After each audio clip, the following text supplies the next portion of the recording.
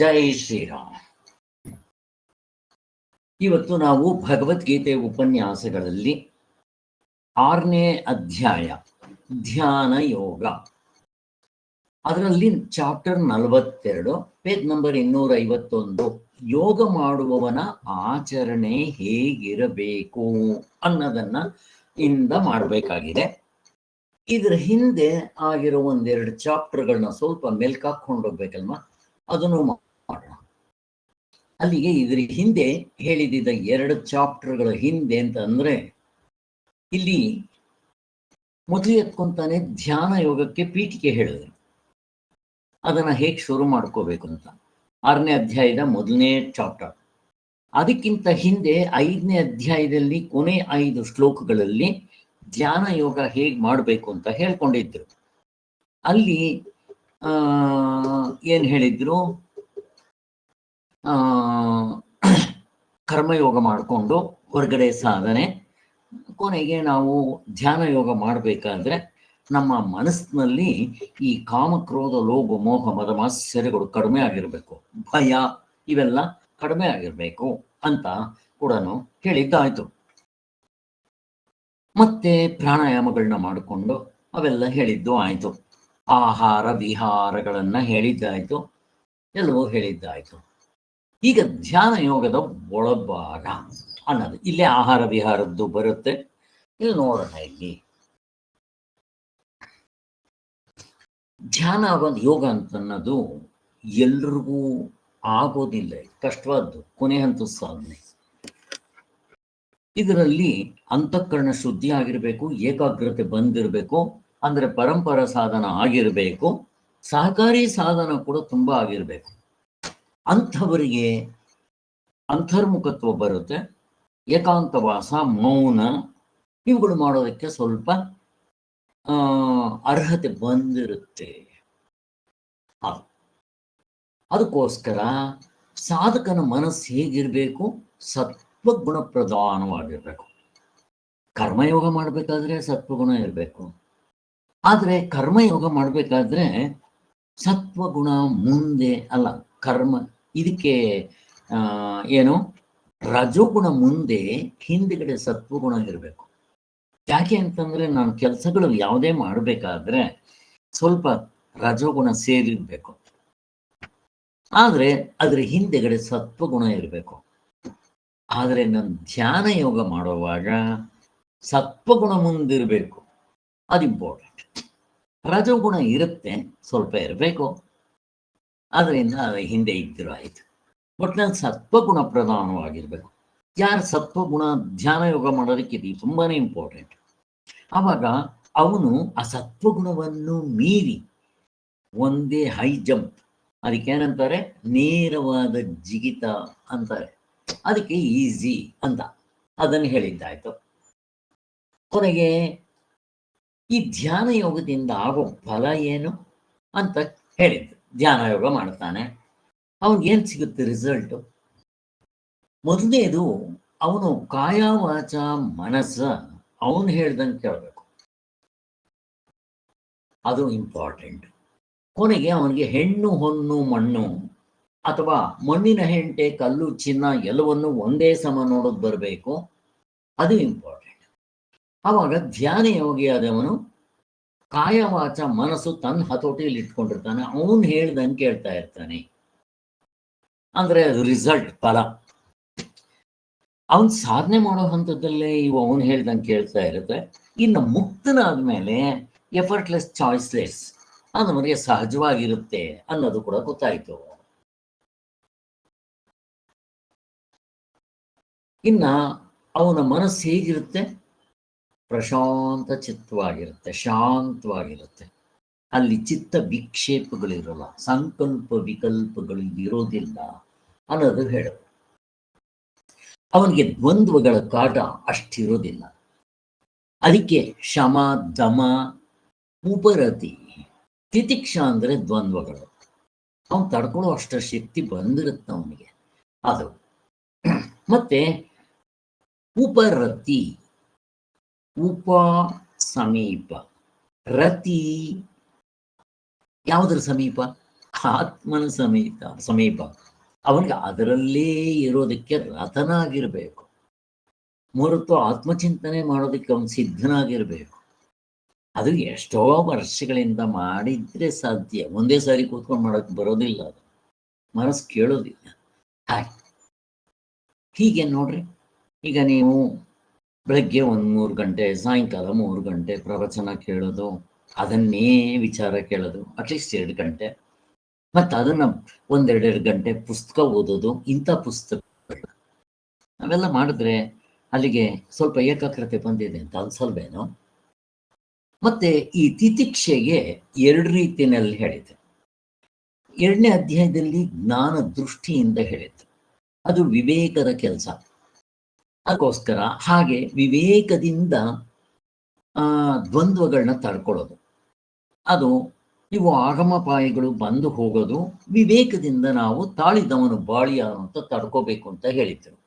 ಇನ್ನು ಒಂದು ಇಲ್ಲಿ ಯೋಗ ದೃಷ್ಟಿಯ ತಿತಿಕ್ಷೆ ಅಂತ ಹೇಳ್ತಾರೆ. 2 ಥರದ ದೃಷ್ಟಿ.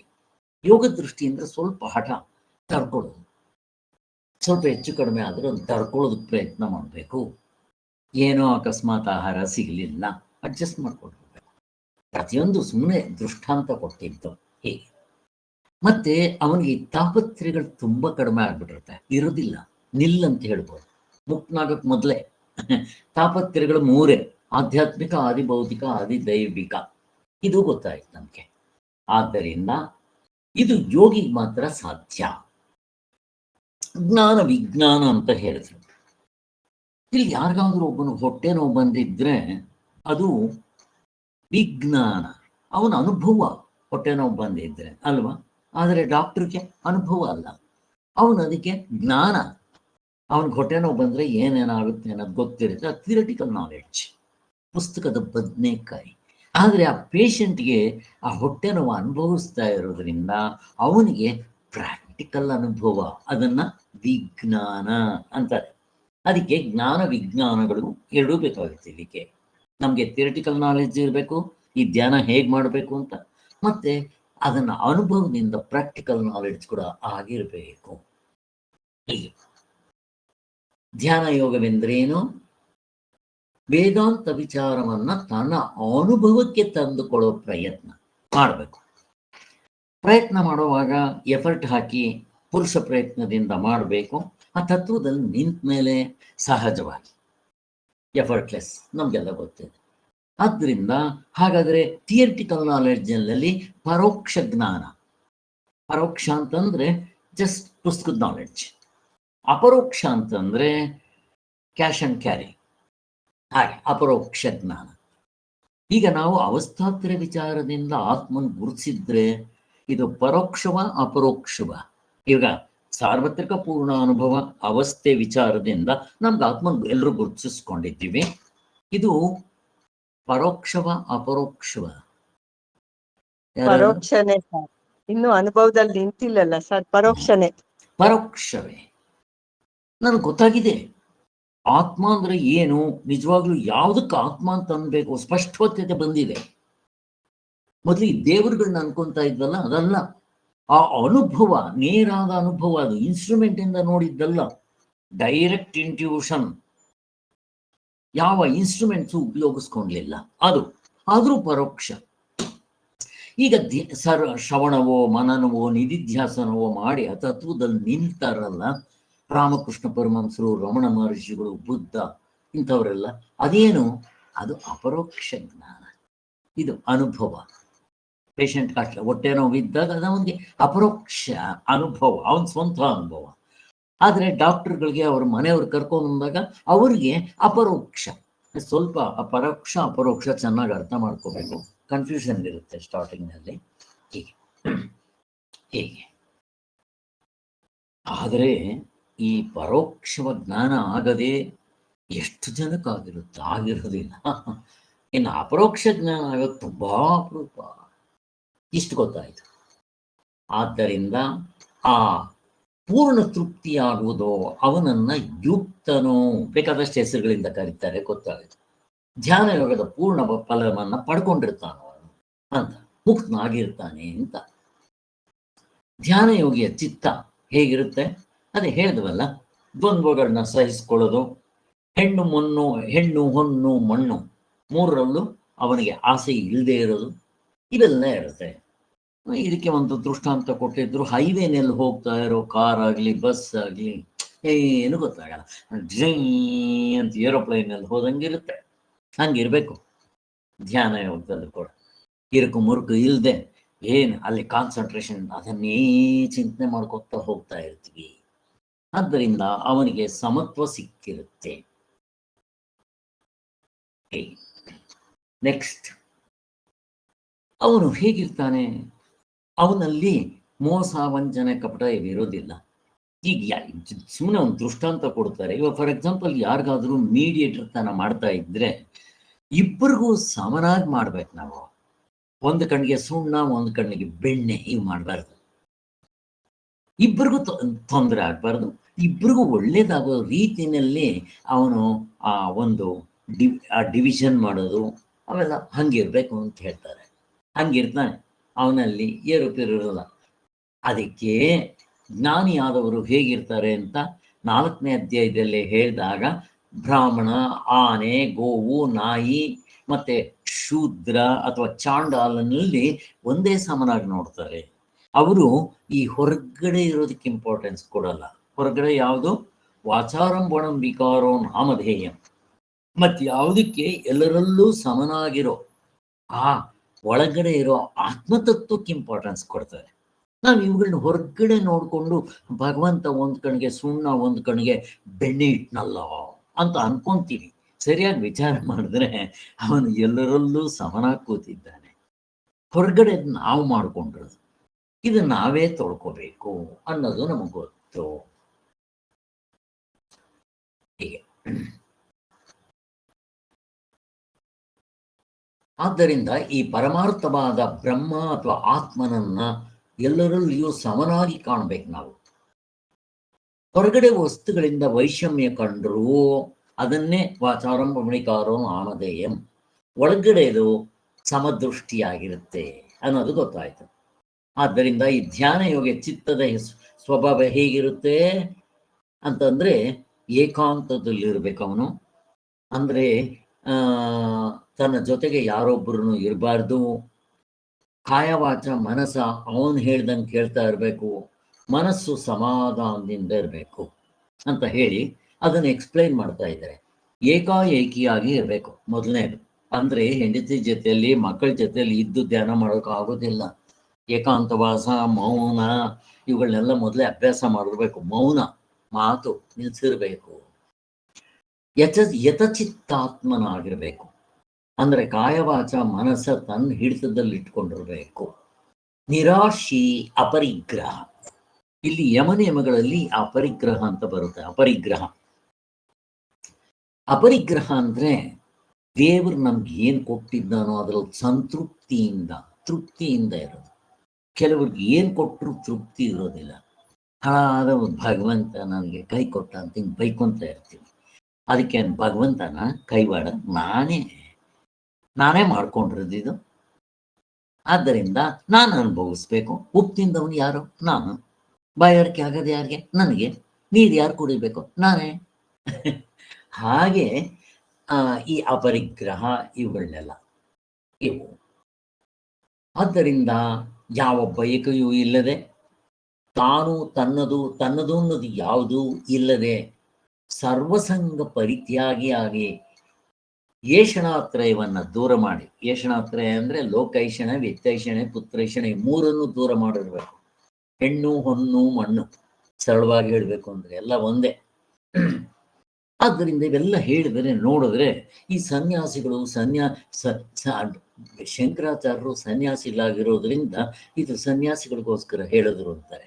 ಹಾಗೇನಿಲ್ಲ. ನಾವು ಬ್ರಾಡ್ ಮೈಂಡಿಂದ ಯೋಚನೆ ಮಾಡಿದ್ರೆ ಅವ್ರಿಗೇನು ಆ ಥರ ಇಲ್ಲ. ಆದರೆ ಗೃಹಸ್ಥರು ಮಾಡೋಕ್ಕಾಗೋದಿಲ್ವಾ ಅಂತಂದ್ರೆ ಕಷ್ಟ ಇದೆ, ಮಾಡ್ಬೋದು. ಆದ್ದರಿಂದ ಮಾಡ್ಬೋದು, ಯಾಕೆ ಮಾಡೋಕ್ಕಾಗಲ್ಲ? ರಾಮಕೃಷ್ಣ ಪರಮಹಂಸರು ಮಾಡಲಿಲ್ವಾ? ಬ್ರಹ್ಮ ಚೈತನ್ಯರು ಮಾಡಲಿಲ್ವಾ? ಬ್ರಹ್ಮಾನಂದರು ಮಾಡಲಿಲ್ವಾ? ಬ್ರಹ್ಮಾನಂದರು ಮದುವೆ ಆಗಿರಲಿಲ್ಲ ಬಿಡ್ರಿ. ರಾಮದಾಸರು ಎಲ್ಲರೂ ಮದುವೆ ಆಗಿತ್ತು, ಮಾಡ್ಬೋದು. ಹಾಗೆ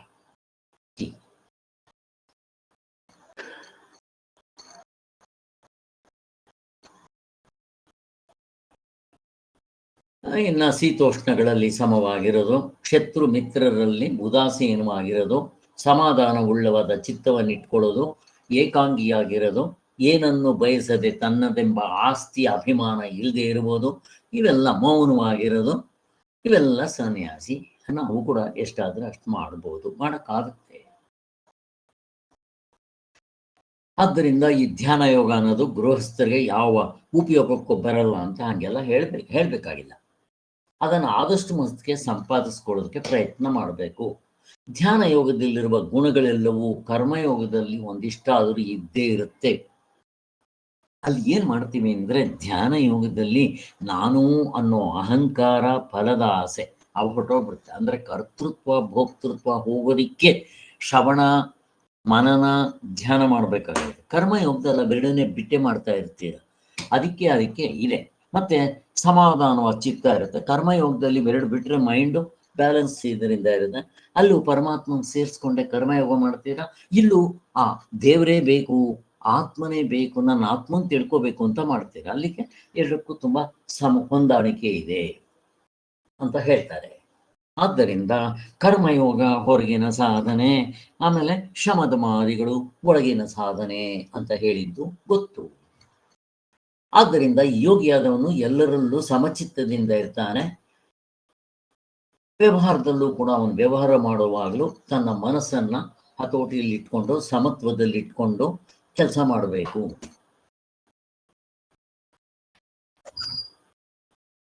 ಆದ್ದರಿಂದ ಇಂಥ ಬ್ರಹ್ಮಜ್ಞಾನಿಗಳು ಅಥವಾ ಈ ರೀತಿ ಸಾಧನೆ ಮಾಡಬೇಕು ಅಂತ ಇಷ್ಟಪಡೋರು ಎಷ್ಟು ಜನ ಸಿಗ್ತಾರೆ ನಿಮ್ಗೆ? ಆದ್ದರಿಂದ ಅವ್ರು ಎಲ್ಲಿರ್ತಾರೋ ಅಲ್ಲಿ ಮಳೆ ಬೆಳೆ ಸುಖ ಶಾಂತಿ ಸಮೃದ್ಧಿ ತಾಂಡವಾಡ್ತಾ ಇರುತ್ತೆ. ಅಂಥವರು ಎಲ್ಲೋ ಗುಹೆಯಲ್ಲಿ ದೂರದಲ್ಲಿದ್ರೂ ಕೂಡ ಅವರ ಮನಸ್ಸು ವೇವ್ಸ್ ಎಷ್ಟು ದೂರ ಬೇಕಾದರೂ ಹೋಗುತ್ತೆ. ಅದು ಮನುಷ್ಯರ ಮೇಲೆ ಪರಿಣಾಮ ಮಾಡುತ್ತೆ ಅಂತ ಹೇಳ್ತಾರೆ, ನಮಗೆ ಗೊತ್ತಾಗೋದಿಲ್ಲ. ಹೀಗೇನು ಬೇಕಾದರೂ ಆಗ್ಬೋದು. ಆದ್ದರಿಂದ ರಾಮಕೃಷ್ಣ ಪರಮಹಂಸರು ಹೇಳುವಾಗೆ ನಾವು ಕೂಡ ಇವನ್ನ ಪ್ರಯತ್ನ ಮಾಡಬಹುದು. 1 ವರ್ಷ ಮೌನ. ಹಾಗೆ ನಮ್ಮ ಆಶ್ರಮಕ್ಕೆ ಒಂದು ಸ್ವಾಮಿಗಳನ್ನ ಕರೆಸಿದ್ವಿ ಚಿಂತಾಮಣಿಯಿಂದ, ಅವ್ರ ಹೆಸರೇನೋ ಇದೆ ಮರ್ತೋಗ್ಬಿಟ್ಟಿದೆ. ಅವರು 1 ವರ್ಷ ಇದರಲ್ಲಿ ಬದ್ರಿ ಹತ್ರ ಹೋಗಿ ಅಲ್ಲಿ ಬರೀ ಆಹಾರ ತಿನ್ನೋದು, ಸುಮ್ಮನೆ ಮೌನವಾಗಿರೋದು, ಏನು ಬೇಕೋ ಅದು ಓದ್ಕೊಳ್ಳೋದು ಮಾಡೋದು, ಏನು ಬೇಕಾದರೂ ಮಾಡ್ಬೋದು, ಹಂಗೆ ಮಾಡ್ತಾ ಇದ್ದಂತೆ. 1 ವರ್ಷ ಮೌನವಾಗಿದ್ರಂತೆ. ಹೀಗೆ ಯಾರು ಬೇಕಾದರೂ ಮಾಡ್ಬೋದು ಇದನ್ನು. ಹಾಗೆ ನಾವು ಶರೀರಕ್ಕೆ ಹೇಗೆ ಆಹಾರ ಕೊಡ್ತೀವೋ ನಮ್ಮ ಮನಸ್ಸಿಗೂ ಕೂಡ ಶುದ್ಧವಾಗಿರೋ ಆಹಾರ ಕೊಡ್ತಾ ಇರಬೇಕು. ಕಾಯ ವಾಚ ಮನಸ ಸೇರಿದ ಆಹಾರ, ಅದರ ಜೊತೆಗೆ ಪ್ರಾಣಾಯಾಮ, ಪ್ರಾಣಗಳಿಗೂ ಸರಿಯಾದ ಆಹಾರ, ಇವನ್ನ ಕೊಡ್ತಾ ಇರಬೇಕು. ಮತ್ತೆ ಈ ಸರ್ಕಾರದವರು ಈ ಮುನ್ಸಿಪಾಲ್ಟಿನ ಚೆನ್ನಾಗಿ ಮಾಡಿ ರಸ್ತೆ, ಈ ಊರು ಕೇರಿಗಳನ್ನ ಸ್ವಚ್ಛವಾಗಿ ಇಡಬೇಕು ಅಂತ ಹೇಳ್ತಾ ಇರ್ತಾರೆ. ಇದಕ್ಕೆ ಬೇಕಾದಷ್ಟು ಪ್ಲಾನ್ಗಳು ಹಾಕ್ಕೊಂತಾರೆ. ನಾವು ತಂದೆ ತಾಯಿಗಳಾದವರು ನಮ್ಮ ಮಕ್ಕಳನ್ನೂ ಕೂಡ ಅವರಿಗೆ ಎಷ್ಟು ದುಡ್ಡನ್ನ ಮಾಡಿಬಿಟ್ಟು ಇಟ್ಟರೆ ಒಳ್ಳೇದು ಅಂತ ಹಿಂಗೆ ಯೋಚನೆ ಮಾಡ್ತಾ ಇರ್ತೀವಿ. ಇದೆಲ್ಲ ಕೊಡಬೇಕಾಗಿರೋದು. ಮತ್ತೇನು ಕೊಡಬೇಕು? ಒಳ್ಳೆ ಸಂಸ್ಕಾರ. ಧರ್ಮ ಅಂದ್ರೆ ಏನು, ನ್ಯಾಯ ಅಂದ್ರೆ ಏನು, ನೀತಿ ಅಂದ್ರೆ ಏನು, ಸುಳ್ಳು ಹೇಳಿದೆ ಆದಷ್ಟು ಧರ್ಮ ಮಾರ್ಗದಿಂದ ನಡೀತಾ ಮೋಸ ವಂಚನೆಗಳು ಕಪಟಗಳು ಇಲ್ಲದೆ ಅಟ್ಲೀಸ್ಟ್ ದೇವರು ದಿಂಡವರು ದೊಡ್ಡವರು ಇವುಗಳಿಗೆ ಬೆಲೆ ಕೊಟ್ಟು ಅವನು ನಡ್ಕೊಳ್ಳೋ ರೀತಿ ಹೇಳ್ಕೊಡ್ಬೇಕು. ಅದಕ್ಕೆ ಬೆಸ್ಟ್ ಥಿಂಗ್ ಇಸ್ ಗುರುಕುಲಕ್ಕೆ ಸೇರಿಸ್ಬೇಕು ಅಂತ ಹೇಳಿದ್ದು. ಹೀಗೆ ಅದರಿಂದ ನಾವು ಇವುಗಳನ್ನ ಕಲಿಸ್ಬೇಕು, ನಮ್ಮ ಮಕ್ಕಳಿಗೆ ಈ ಸಂಸ್ಕಾರ ಕೊಡಬೇಕು. ಯಾಕೆ ಅಂತಂದ್ರೆ ಇದು ಈ ಲೋಕಕ್ಕೂ ನಾವು ಸತ್ತು ಯಾವ ಲೋಕಕ್ಕೂ ಹೋದ್ರು ನನ್ನ ಜೊತೆನಲ್ಲಿ ಬರೋದು ಇದು. ಆಸ್ತಿ ಪಾಸ್ತಿ ಹೆಸರು ಬಿರುದು ಆಳು ಕಾಳು ಅಂತಸ್ತು ಬರೋದಿಲ್ಲ. ಇದನ್ನ ನಾವು ಯೋಚನೆ ಮಾಡ್ಬೇಕು. ಎಷ್ಟು ಜನ ಯೋಚನೆ ಮಾಡ್ತಾರೆ? ನಾವೇ ನೋಡ್ಬೇಕು.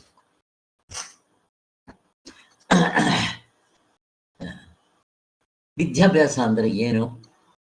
ಸುಮ್ಮನೆ ಏನೋ ದುಡ್ಡು ಮಾಡೋದನ್ನ ರೋಟಿ ಕಪಡ ಮಕ್ಕನ ಹೇಳ್ಕೊಡೋದನ್ನ ವಿದ್ಯೆ ಅಂತ ಅನ್ನಲ್ಲ. 4 ಕಾಣಿ ಕಾಸು ಸಂಪಾದನೆ ಮಾಡಿಬಿಟ್ರೆ ಅದನ್ನು ವಿದ್ಯೆ ಅಂತ ಅನ್ನಲ್ಲ. ಮನಸ್ಸಿಗೆ ಬೇಕಾದ ಸರಿಯಾದ ತಿಳುವಳಿಕೆ ಕೊಡ್ತಾರಲ್ಲ, ಅದೇ ನಿಜವಾದ ವಿದ್ಯೆ ಅಂತ ಹೇಳಿದ್ರು. ಇಹಪರ ಸುಖಗಳಲ್ಲಿ ನಮಗೆ ಸುಖವಾಗಿರುವಂಥದ್ದು ಯಾವುದೋ ಅಂಥ ವಿದ್ಯೆಯನ್ನು ಹೇಳ್ಕೊಡ್ಬೇಕು. ಧರ್ಮ ಮಾರ್ಗದಲ್ಲಿ ನಡೆದು ತಾನು ತನ್ನ ಕುಟುಂಬದವರು ನೆರೆಯವರು ಈ ಲೋಕದಲ್ಲೂ ಪರಲೋಕದಲ್ಲಿ ಸುಖವಾಗಿರೋದಕ್ಕೆ ಏನ್ ಮಾಡಬೇಕು ಅದನ್ನ ಅವ್ರಿಗೆ ಹೇಳ್ಕೊಡ್ಬೇಕು. ಇದು ನಿಜವಾದ ವಿದ್ಯೆ. ಅದಕ್ಕೋಸ್ಕರನೇ ಪರಮೇಶ್ವರ ಒಳ್ಳೆ ಬುದ್ಧಿ ಕೊಡು ಅಂತ ಬೆಳಿಗ್ಗೆ ಚಿಕ್ಕ ಮಕ್ಕಳಿಗೆ ಹೇಳ್ಕೊಡೋದು ಇವೆಲ್ಲ ಮಾಡಬೇಕು. ಹಾಗೆ ಉಪನಯನ ಮಾಡೋದು, ಗುರುಕುಲಕ್ಕೆ ಕಳಿಸೋದು ಇವೆಲ್ಲ ನಮಗೆ ಗೊತ್ತಿದೆ. ಹಾಗೆ ಆದ್ದರಿಂದ ಒಟ್ಟಿನಲ್ಲಿ ಚಿಕ್ಕ ವಯಸ್ಸಿನಲ್ಲೇ ಆ ಮಕ್ಕಳಿಗೆ ಅಧ್ಯಾತ್ಮದ ವಿದ್ಯೆಯ ರುಚಿ ತಿಳಿಸ್ಕೊಡ್ಬೇಕು. ಇದು ನಮ್ಮ ದೇಶದ ಒಂದು ಸಂಸ್ಕೃತಿ. ಇದು ನಮ್ಮ ದೇಶದಲ್ಲಿ ಬಿಟ್ಟರೆ ಬೇರೆ ದೇಶದಲ್ಲಿ ಸಿಗೋದಿಲ್ಲ. ಅದಕ್ಕೋಸ್ಕರನೇ ನಾವು ಇವಾಗ ಬಿಟ್ಟು ಹೋಗ್ತಾ ಇದೆ. ನಮ್ಮ ದೇಶದಲ್ಲೂ ಇವುಗಳನ್ನ ಸ್ವಲ್ಪ ಹೇಳ್ಕೊಡೋ ಅಂತ ತಂದೆ ತಾಯಿಗಳು. ಫಸ್ಟ್ ಆಫ್ ಆಲ್ ತಂದೆ ತಾಯಿಗಳು ಫಾಲೋ ಮಾಡಿದ್ರೆ ಮಕ್ಕಳು ಫಾಲೋ ಮಾಡ್ತಾರೆ. ತಂದೆ ತಾಯಿಗಳೇ ಫಾಲೋ ಮಾಡ್ತಾ ಇಲ್ಲ, ಇನ್ನು ಮಕ್ಳು ಯಾಕೆ ಮಾಡ್ತಾರೆ? ಮಕ್ಕಳಿಗೆ ಹೆಂಗ್ ಬರುತ್ತೆ ಈ ಸಂಸ್ಕಾರ? ಅದಕ್ಕೋಸ್ಕರ ನಾವಾದರೂ ಫಾಲೋ ಮಾಡಬೇಕು ಅಂತ ಹೇಳಿದ್ರು. ಅದಕ್ಕೆ ಒಂದು ದೇವರ ಮನೆ ಮಾಡಿಕೊಂಡು ಅಲ್ಲಿ ಧೂಪ ದೀಪ ನೈವೇದ್ಯಗಳನ್ನ ಅಥವಾ ಷೋಡಶ ಉಪಚಾರಗಳನ್ನ ಮಾಡೋದನ್ನ ಅಭ್ಯಾಸ ಮಾಡ್ಕೋಬೇಕು ಅನ್ನೋದು ಕೂಡ ಹಾಗೆ ಹೇಳಿದ್ರು. ಈ ತರ ಮಾಡಿದ್ದಾದ್ರೆ ಈ ಪೈಪೋಟಿ ಪ್ರಪಂಚ ಅಥವಾ ಈ ಕಾಮರಾಜ್ಯ ಅನ್ನೋದು ಹೋಗಿ ರಾಮರಾಜ್ಯವಾಗುತ್ತೆ. ಇಲ್ದಿದ್ರೆ ರಾವಣರ ರಾಜ್ಯ ಆಗಿರುತ್ತೆ, ಹೋಗಿ ರಾಮರಾಜ್ಯವಾಗಬೇಕು ಅಂತ ಹೀಗೆ. ಸೊ ಇದಕ್ಕೆ ತಕ್ಕಂತೆ ಯಾಜ್ಞವಲ್ಕ್ಯರು ತಮ್ಮ ಹೆಂಡತಿ ಇಬ್ಬರನ್ನು ಕರೆದು ಹೇಳಿ ಮಾಡಿಸಿದ್ ಗೊತ್ತಿದೆ ನಿಮಗೆ. ಇನ್ನು 41ನೇ ಚಾಪ್ಟರು ಯೋಗಾಭ್ಯಾಸ ಮಾಡೋ ಕ್ರಮ ಇದು ಆಗಿದೆ. ಇದರ ಸಾರಾಂಶ ಹೇಳ್ಕೊಂಡು ಹೋಗೋಣ. ಧ್ಯಾನ ಯೋಗಕ್ಕೆ ಇಲ್ಲಿ ಆಹಾರಾದಿಗಳು ಆಸನಗಳು ಹೇಳ್ತಾರೆ. ಇಲ್ಲಿ ಆಸನ ಅಂದ್ರೆ ಏನು? ಸ್ಥಿರ ಸುಖ ಆಸನ. ಯಾವುದಾದ್ರೂ ಒಂದು ಆಸನದಲ್ಲಿ ಸ್ಥಿರವಾಗಿ ಕೂತ್ಕೊಳ್ಳೋದು. ನೀವು ಚಕ್ಕಮಟ್ಲೆ ಹಾಕೊಳ್ರಿ, ಏನ್ ಬೇಕಾದ್ರೂ ಮಾಡ್ಕೊಳ್ರಿ, ಅಥವಾ ಚೇರ್ ಮೇಲೆ ಕೂತ್ಕೊಂಡು ಬೇಕಾದ್ರೂ ಮಾಡಿ. ಧ್ಯಾನ ಮಾಡೋದಕ್ಕೆ ಇದು ಓಡಾಡ್ತಾ ನಿಂತ್ಕೊಂಡು ಮಾಡೋ ಅಂಥದ್ದು ಅಲ್ಲ. ಅಟ್ಲೀಸ್ಟ್ ನೀವು ನಿಂತ್ಕೊಂಡು ಓಡಾಡ್ಕೊಂಡು ಮಾಡಿದ್ರೆ ಅಷ್ಟಾದ್ರೂ ಮನಸ್ಸು ಮೇಲೆ ಡಿಸ್ಟರ್ಬೆನ್ಸ್ ಇರುತ್ತೆ, ಮಾಡಕ್ ಹೋಗ್ಬಾರ್ದು. ಒಂದು ಕಡೆ ಶಾಂತವಾಗಿರೋ ಜಾಗದಲ್ಲಿ ಕೂತ್ಕೊಂಡು ಅಲ್ಲಿ ಕಣ್ಣಿಗೆ ಏನು ಕಾಣಬಾರ್ದು, ಕಿವಿಗೆ ಏನು ಕೇಳಬಾರ್ದು. ಅಂದ್ರೆ ಗಲಾಟೆ ಇಲ್ದಿರೋ ಕಡೆ ಕೂತ್ಕೊಂಡು ಇವು ಅಗರಬತ್ತಿ ಇವೆಲ್ಲ ಹಚ್ಚಬಾರದು. ಹಚ್ಚಿದ್ರೆ ಅದೇ ಡಿಸ್ಟರ್ಬೆನ್ಸ್ ಆಗುತ್ತೆ. ದೇವ್ರ ಗುಡಿ ಇವೆಲ್ಲನೂ ಅಲ್ಲಿಗೆ ಎಲ್ಲ ಇಂದ್ರಿಯಗಳು ಶಟಪ್ ಹಾಕ್ಬೇಕು, ಎಲ್ಲ ಅದರ ಮುಚ್ಚಿಬಿಡ್ಬೇಕು ಅಂತ ಪಾತಂಜಲಿಗಳ ಪ್ರಕಾರ ಸ್ಥಿರ ಸುಖಾಸನ ಅಂತ ಹೇಳ್ತಾರೆ ಇದು. ಆಮೇಲೆ ಹೆಂಗಿರ್ಬೇಕು ನಾವು ಹಾಕ್ಕೊಡೋ ಆಸನ ಅಲ್ಲಿ ಏನೋ ಹೇಳ್ತಾರೆ, ಅದೇನು ಹಾಗೆ ಮಾಡಬೇಕು ಅಂತೇನಿಲ್ಲ, ಸ್ವಲ್ಪ ಮೆತ್ತಗಿರ್ಬೇಕು. ನಾನು ಓದಬೇಕಾದ್ರೆ ಕೂತ್ಕೋಬೇಕಾದ್ರೆ ಒಂದು ದಿಂಬ ಮೇಲೆ ಕೂತ್ಕೊತೀನಿ, ಆಗೋಯ್ತು.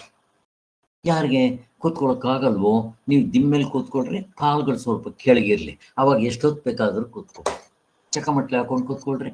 ನಿಮಗೆ ಬೇಜಾರಾಯ್ತು ಕಾಲುಗಳೆರಡು ಚಾಚ್ಕೊಳ್ರಿ, ಹಂಗೆ ಏನ್ ಬೇಕಾದ್ರೂ ಮಾಡ್ಬೋದು.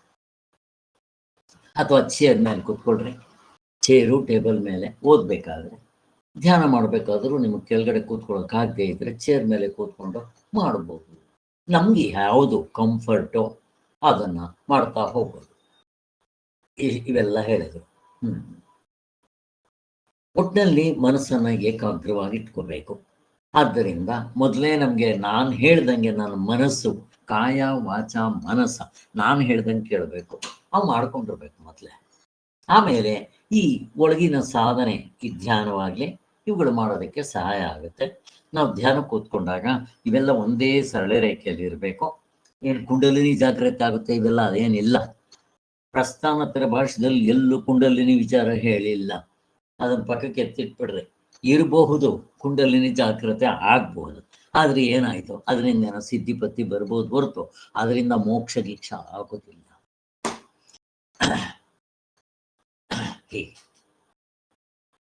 ಮನಸ್ಸಿನ ಸ್ವಾಧೀನಕ್ಕೆ ತಗೊಂಡು ರಾಗದ್ವೇಷಗಳು ಸ್ವಲ್ಪ ಇಲ್ದಂತೆ ಮಾಡ್ಕೋಬೇಕು. ಯೋಗ ವಿದ್ಯೆಯನ್ನು ನಮ್ಮ ಋಷಿಗಳು ಕಂಡು ಹಿಡಿದು ನಮ್ಗೆಲ್ಲ ತಿಳಿಸ್ಕೊಟ್ಟಿದ್ದಾರೆ ಅಂತ ಗೊತ್ತು. ಇಷ್ಟ ಆಯ್ತು. ಅಲ್ಲಿ ಶರೀರದ ಸ್ಥಿತಿ ಮನಸ್ಸಿನ ಏಕಾಗ್ರತೆಗೆ ಸಂಬಂಧವೇನು ಅಂತಂದ್ರೆ ಒಂದಕ್ಕೊಂದು ಇಂಟರ್ ಕನೆಕ್ಷನ್ ಇದ್ದೇ ಇರುತ್ತೆ ಇದು. ಹಾಗೆ ಸೊ ಕಣ್ಣಿನ ದೃಷ್ಟಿ ಹೇಗಿರುತ್ತೆ ಅಂದ್ರೆ ಜಿಂಕೆ ಮರಿ ಚಾಪಲ್ಲಿದಂತೆ ಇರುತ್ತೆ, ಅಲ್ಲಿ ಇಲ್ಲಿ ಹೋಗ್ತಾ ಇರುತ್ತೆ. ಅದಕ್ಕೆ ಕಣ್ಣು ಮುಚ್ಕೊಂಡ್ರೆ ಅಲ್ಲಿ ಎದುರುಗಡೆ ಏನಿದ್ರು ನಮ್ಗೆ ಕಾಣೋದಿಲ್ಲ. ಕಿವಿ ಪ್ರಶಾಂತವಾದ ಸ್ಥಳದಲ್ಲಿ ಕೂತ್ಕೋಬೇಕು. ಅಗರಬತ್ತಿ ಗಿಗರಬತ್ತಿ ಹಚ್ಚಬಾರದು, ಅಲ್ಲಿ ಊಟ ತಿಂಡಿ ಪದಾರ್ಥಗಳು ದೂರ ಇರಬೇಕು, ಅವೆಲ್ಲ ಮಾಮೂಲಿ ಗೊತ್ತಿದೆ ನನಗೆ. ಇನ್ನು ಸತ್ವಗುಣ ಪ್ರಧಾನವಾಗಿರಬೇಕು. ರಜಗುಣ ಜಾಸ್ತಿ ಇತ್ತು ಅಂದರೆ ಮನಸ್ಸಿನಲ್ಲಿ ಕುರುಕ್ಷೇತ್ರ ಶುರುವಾಗುತ್ತೆ, ತಮ ಗುಣ ಇತ್ತು ಅಂದರೆ ನಿದ್ದೆಗೆ ಹೋಗ್ತೀರಾ, ಹಾಗೆ ಇವೆಲ್ಲ ಗೊತ್ತಿದೆ.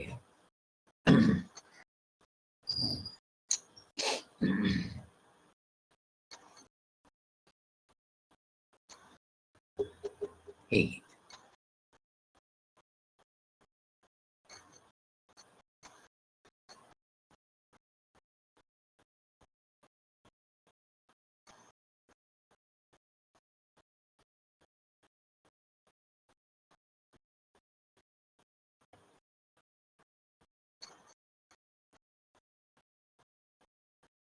ಈಗ ಧ್ಯಾನ ಯೋಗದ ಕ್ರಮವನ್ನ ಇವೆಲ್ಲ ಹಿಂದಿಂದೆ ಆಗಿರೋದು, ಅದ್ರ ಸಾರಾಂಶ ಹೇಳ್ತಾ ಇದ್ದೇನೆ. ಮನಸ್ಸಿನಲ್ಲಿ ಹೆಚ್ಚಿನ ಶಾಂತಿ ತಂದ್ಕೋಬೇಕು, ಯಾವ ಅಂಜಿಕೆ ಇರಬಾರ್ದು. ಇದನ್ನು 5ನೇ ಅಧ್ಯಾಯದಲ್ಲೇ ಹೇಳಿದ್ರು ಕೊನೆಯ ಶ್ಲೋಕಗಳಲ್ಲಿ. ಹಾಗೆ ಇದು ಹಾಗೆ ವೀತರಾಗ ಭಯ ಕ್ರೋಧಗಳು ಇಲ್ದಂಗೆ ಅಂತ ಅಲ್ಲೇ ಹೇಳಿದ್ದಾಯ್ತು. ಇನ್ನ ಮನಸ್ಸಿನಲ್ಲಿ ಯಾರಿಗೆ ಈ ತರ ಶಾಂತಿ ಬಂದಿರೋದೋ, ಯಾರಿಗೆ ಹೊರಗೆ ಏಕದಿಂದಲೂ ಅಂಜಿಕೆ ಇರೋದಿಲ್ವೋ ಅಂಥವ್ರಿಗೆ ಧ್ಯಾನ ಯೋಗ ಸುಲಭ. ಅದಕ್ಕೆ ಹಿಂದಿನ ಕಾಲದಲ್ಲಿ ಋಷಿಗಳ ಆಶ್ರಮದಲ್ಲಿ ಎಲ್ಲವೂ commensalism, eating on the same table, ಒಂದೇ ಕೆರೆಯಲ್ಲಿ ನೀರು ಕುಡ್ಕೊಂಡು ಅಲ್ಲಿ ಯಾರಿಗೂ ದ್ವೇಷ ಇಲ್ಲದೆ ಸುಖ ಶಾಂತಿಯಿಂದ ಬಾಳ್ತಾ ಇದ್ದಿದ್ದು ದೃಷ್ಟಾಂತಗಳು ಬೇಕಾದಷ್ಟಿದೆ. ಹಾಗೆ ಅವನು ಏಕಾಂತದಲ್ಲಿ ಇರಬೇಕು ಅಂದರೆ ಹೆಂಡತಿ ಮಕ್ಕಳ ಜೊತೆನಲ್ಲಿ ಹೋಗಿ ಧ್ಯಾನ ಮಾಡಬೇಕು ಅಂತ ಅಲ್ಲ, ಮಾಡಬಾರ್ದು, ಅದೇ ಡಿಸ್ಟರ್ಬೆನ್ಸ್ ಆಗುತ್ತೆ. ಮತ್ತೆ ಧ್ಯಾನ ಯೋಗ ಮಾಡುವಾಗ ಗುರುಗಳ ಜೊತೆಯಲ್ಲಿ ಇರಬಾರ್ದಂತೆ, ಭಗವತ್ಪಾದರು ಹೇಳ್ತಾ ಇದ್ರು. ಇಲ್ದಿದ್ರೆ ಅಲ್ಲಿ ಗುರು ಶುಶ್ರೂಷೆ ಮಾಡೋದು, ಅವ್ರ ಕಾಲಿಸ್ಕೋದು, ಅದೇ ನಿಮಗೆ ಡಿಸ್ಟರ್ಬೆನ್ಸ್ ಆಗುತ್ತೆ. ಆದ್ದರಿಂದ ಅಲ್ಲಿ ಗುರುಗಳ ಜೊತೆಯಲ್ಲಿ ಇರೋದು ಮಾಡಬಾರ್ದು. ಅಲ್ಲಿ ಏನೋ ಭಿಕ್ಷೆ ಬೇಕಾದರೆ ಸ್ವಲ್ಪ ಭಿಕ್ಷೆ ಎತ್ಕೊಂಡ್ಬರ್ಬೇಕು, ಇಲ್ಲ ಅದು ಕೂಡ ಎಲ್ಲೋ ಒಂದ್ ಕಡೆ ಸಿಕ್ಕಿದ್ರೆ ಅದನ್ನೇ ಮಾಡ್ಕೊಂಡು ಇರಬೇಕು. ಹಾಗೆ ಇನ್ನ ಮಚ್ಚಿತ್ತ ಮತ್ಪರಹ. ಮಚ್ಚಿತ್ತ ಹಾಗಂದ್ರೆ ಏನು? ಇಲ್ಲಿ ಚಿತ್ತ ಅಂದ್ರೆ ಅಂತಃಕರಣ, ಅದು ಹೇಗಿರ್ಬೇಕು? ಅದರಲ್ಲಿ ಸಮಾಧಾನವಾಗಿರುವಂಥ ಚಿತ್ತನೇ ಮಚ್ಚಿತ್ತ. ಚಿತ್ತವೃತ್ತಿಗಳು ಇರಬಾರ್ದು, ಅವೆಲ್ಲ ಬಿಟ್ಟಿರ್ಬೇಕು ಅಂತ, ಅದನ್ನೇ ಮಚ್ಚಿತ್ತ ಅಂತ ಕರೀತಾರೆ. ಇನ್ನು ಮತ್ಪರಹ, ಆ ಸಂಸ್ಕಾರಗಳು ಹಿಂದೆ ಇರುತ್ತಲ್ಲ ಅವು ಕೂಡ ಕಂಟ್ರೋಲ್ ಬಂದಿರೋಂಗೆ ಮಾಡ್ಕೋಬೇಕು. ಮಚ್ಚಿತ್ತ ಮತ್ಪರಹನಾಗಿ ಅದು ಗೆದ್ಕೊಂಡಿರ್ಬೇಕು ಅಂತ ಹೇಳ್ತಾರೆ. ಇನ್ನ ಯಾವಾಗಲೂ ಭಗವಂತನನ್ನೇ ಧ್ಯಾನಿಸ್ತಾ ಇರ್ಬೇಕು, ಅವನ ಗುರಿ ಇರೋದದೇ ಅಂತ ಹೇಳ್ತಾರೆ. ಆದ್ದರಿಂದ ಆ ಯೋಗಿಯು ಭಗವತ್ ಚಿತ್ತನಾಗಿರ್ಬೇಕು. ಎಂಥ ಚಿತ್ತನಾಗಿರ್ಬೇಕು? ಭಗವತ್ ಚಿತ್ತನಾಗಿರ್ಬೇಕು, ಭಗವತ್ ಪರನಾಗಿರ್ಬೇಕು.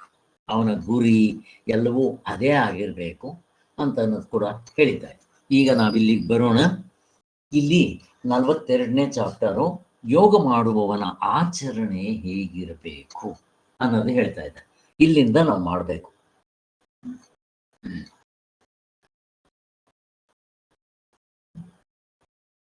ಇವಾಗ ನಿಮ್ಗೆ ಇಷ್ಟು ಅದರ ಸಾರಾಂಶ ಹೇಳಿದ್ದಾಗೋಯ್ತು. 5ನೇ ಅಧ್ಯಾಯದ ಕೊನೆಯಲ್ಲಿ ಹೇಳಿರೋ 5 ಶ್ಲೋಕಗಳು ಮತ್ತೆ ಇಲ್ಲಿವರೆಗೂ ಏನು ಹೇಳಿದ್ವು ಅವೆಲ್ಲ ಆಗೋಯ್ತು. ಇಲ್ಲಿ ಯೋಗ ದರ್ಶನದಲ್ಲಿ ಹೇಳಿರುವ ಚಿತ್ತವೃತ್ತಿ ನಿರೋಧ ರೂಪವಾದ ಯೋಗಕ್ಕೂ ಇಲ್ಲಿ ಹೇಳೋ ಯೋಗಕ್ಕೂ, ಆದರೆ ಧ್ಯಾನಕ್ಕೂ ತುಂಬಾ ವ್ಯತ್ಯಾಸ ಇದೆ. ಇದು ನಿಮ್ಗೆಲ್ರಿಗೂ ಗೊತ್ತಿದೆ. ಅದನ್ನ ಹಿಂದೆನೆ ನಾವು ಯಾವುದರಲ್ಲಿ ಗೌಡಪಾದ ಕಾರಿಕೆಯಲ್ಲೇ ಹೃದಯದಲ್ಲೇ ನೋಡಿದ್ದಾಯಿತು. ಗೊತ್ತಿದ್ದಿದ್ರೆ ಕೇಳಿ. ಆದರೆ ಈ ಚಿತ್ತವೃತ್ತಿ ನಿರೋಧದಲ್ಲಿ ಇಲ್ಲೂ ಅಷ್ಟೇ ಕುಂಡಲಿನಿ ಜಾಗೃತಿ ಇಲ್ಲ. ಅಲ್ಲಿ ಸಿದ್ಧಿ ಪದ್ಧಿ ಬರ್ಬೋದು, ಬರದೇ ಇರಬಹುದು. ಇದೆಲ್ಲ ಮುಖ್ಯ, ಸಿದ್ಧಿ ಬರೋದು ಮುಖ್ಯ ಅಲ್ಲ. ಆದ್ದರಿಂದ ಎಷ್ಟೋ ಜನ ಸಿದ್ಧಿಗೋಸ್ಕರ ಓಡಾಡ್ತಾ ಇರ್ತಾರೆ, ಸಿದ್ಧಿಗೋಸ್ಕರ ಧ್ಯಾನಾದಿಗಳು ಮಾಡ್ತಾರೆ, ಅವ್ರಿಗೆ ದೇವರು ಸಿಗೋದಿಲ್ಲ, ಉಪಯೋಗನೇ ಇಲ್ಲ. ಸಿದ್ಧಿಗಳು ಮನಸ್ಸಿಗೆ ಸಂಬಂಧಪಟ್ಟಿರೋದು. ಮತ್ತು ಈ ಮನಸ್ಸು, ಆ ಸಿದ್ಧಿಗಳು ಕೂಡ ತಮ್ಮ ಶಕ್ತಿ ಕಳ್ಕೊಳ್ತಾ ಬರುತ್ತೆ. ಅದಕ್ಕೆ ಸಾಧನೆ ಮಾಡ್ತಾ ಇರಬೇಕು. ಹೇಗೆ ನೀವು ಹಣ ಇಟ್ಕೊಂಡು ಖರ್ಚು ಮಾಡ್ತಾ ಇದ್ರೆ ಆಗೋಗ್ಬಿಟ್ಟು ಅದನ್ನು ಸಂಪಾದನೆ ಮಾಡ್ತಾ ಇರಬೇಕು, ಹಾಗೆ ಈ ಸಿದ್ಧಿಗಳನ್ನು ಹಾಗೆ ಉಳ್ಕೊಳ್ಳೋದಿಕ್ಕೆ ಅದಕ್ಕೆ ಮತ್ತೆ ಕೆಲವು ಸಾಧನೆಗಳನ್ನ ಮಾಡ್ತಾ ಇರಬೇಕು. ಬೇಕಾ ಇದು? ಅಷ್ಟ ಸಿದ್ಧಿಗಳಿರ್ಬೋದು, ಕಟ್ಕೊಂಡು ಏನಾಗಬೇಕು? ಅದಕ್ಕೋಸ್ಕರ ಇವುಗಳಿಗೆ ಮರಳು ಹೋಗ್ಬಾರ್ದು. ಹೋದ್ರೆ ನೀವು ದೇವ್ರ ಕಡೆ ಹೋಗೋದು ಬಿಟ್ಟು ಅಡ್ಡದಾರಿಗೆ ಕರ್ಕೊಂಡು ಹೋಗುತ್ತೆ. ಅಲ್ಲಿ ನಮಗೆ ಪೂಜೆ ಪುನಸ್ಕಾರಗಳು, ನನ್ನ ಕಾಲಿಗೆ ನಮಸ್ಕಾರ ಮಾಡಲಿ ಅಂತ ನಾನೇ ದೊಡ್ಡವನು ಅನ್ನೋ ಅಹಂಕಾರ ಬೆಳೆಯಕ್ಕೆ ಶುರುವಾಗ್ಬಿಡುತ್ತೆ. ಈ ಸಿದ್ಧಿಗಳ ತಂಟೆಗೆ ನಾವು ಹೋಗಬಾರ್ದು ಅಂತ. ಆದ್ದರಿಂದ ಗೀತೆಯಲ್ಲಿ ಹೇಳಿರೋ ಯೋಗವೇ ಬೇರೆ. ಹಾಗೆ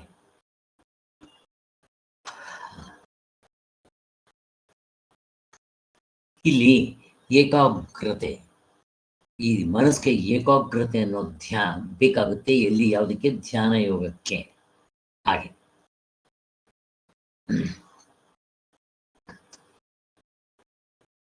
ಇಲ್ಲಿ ಅವನಿಗೆ ವಿಜ್ಞಾನದಿಂದ ಮುಕ್ತನಾದರೆ ಅವನು ಮುಕ್ತನು ಅಂತ ಹೆಸರು ಹೇಳ್ತಾರೆ ಅಂತ.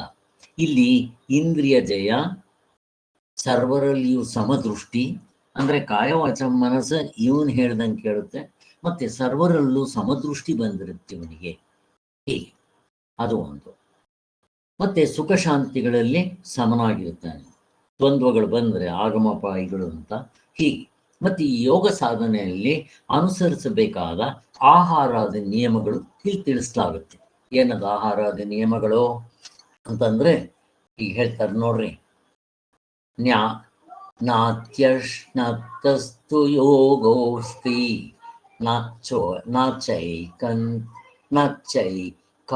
ನೈಕಾಂತಮನಶ್ನತಃ ನ ಚಾತಿ ಸ್ವಪ್ನಶೀಲಸ್ಯ ಜಾಗ್ರತೋ ನೈವಾರ್ಜುನ ಯುಕ್ತ ಆಹಾರ ವಿಹಾರಸ್ಯ ಯುಕ್ತ ಚೇಷ್ಟಸ್ಯ ಕರ್ಮಸು ಯುಕ್ತ ಸ್ವಪ್ನಾವಬೋಧಸ್ಯ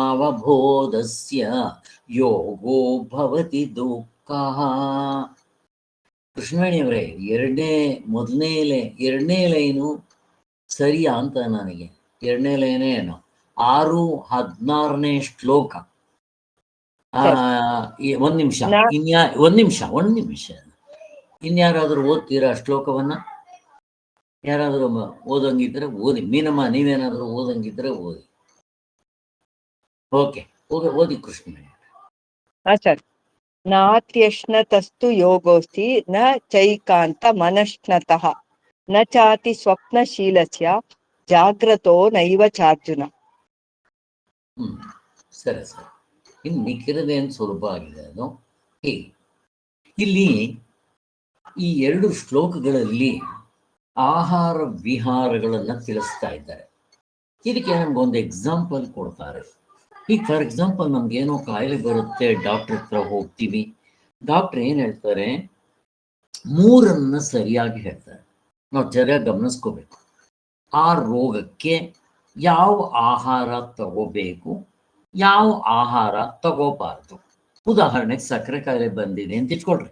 ಅವ್ರಿಗೆ ಹೇಳ್ತಾರೆ, ನೀನು ರಾಗಿ ಮತ್ತೆ ಇನ್ನೇನು ಮಿಲೆಟ್ಸು ಮತ್ತೆ ಸೊಪ್ಪು ತರಕಾರಿ ಇವನ್ ಜಾಸ್ತಿ ಉಪಯೋಗಿಸ್ಬೇಕು ಅಂತ. ಉಪಯೋಗಿಸೋ ಪದಾರ್ಥಗಳು ಇನ್ನು ಯಾವುದು ಉಪಯೋಗಿಸ್ಬಾರ್ದು? ಬೆಲ್ಲ, ಸಕ್ಕರೆ, ಸ್ವೀಟು ಇವುಗಳನ್ನ ಉಪಯೋಗಿಸ್ಬಾರ್ದು ಅಥವಾ ಕಡಿಮೆ ಉಪಯೋಗಿಸ್ಬೇಕು. 3ನೇದೇನು ಇಂಪಾರ್ಟೆಂಟು? ಮಾತ್ರೆಗಳು ಸರಿಯಾಗಿ ತಗೋಬೇಕು ಅಲ್ವಾ? ಹಾಗೆಯೇ ಇಲ್ಲೂ ಕೂಡ ನಾವು ಇದನ್ನು ಹೇಳ್ತಾರೆ. ಏನ್ ಹೇಳ್ತಾರೆ ಇಲ್ಲಿ? ಯೋಗಕ್ಕೆ ಈ ಒಂದು ಎಕ್ಸಾಂಪಲ್ ಕೊಟ್ಟು ಹೇಳ್ತಾ ಇದ್ದಾರೆ. ಅಲ್ಲಿ ವಿಷಯಗಳನ್ನ ದೂರ ಮಾಡಬೇಕು. ಅದು ನಾವು ಯಾವ ವಿಷಯಗಳನ್ನ ದೂರ ಮಾಡಬೇಕು? ಈ ವ್ಯವಹಾರದ ವಿಷಯಗಳನ್ನ ದೂರ ಮಾಡಬೇಕು. ಆತ್ಮನ ವಿಚಾರಗಳನ್ನ ಇಲ್ಲಿ ಧ್ಯಾನ ಯೋಗ ಹೇಳಿರೋದ್ರಿಂದ ಇನ್ನು ಶ್ರವಣ ಮನನ ಎಲ್ಲ ಪಕ್ಕಕ್ಕೆ ಎತ್ತಿಡಬೇಕು. ಏನೇನೂ ಮಾಡದೆ ಸುಮ್ಮನೆ ಇರಬೇಕು.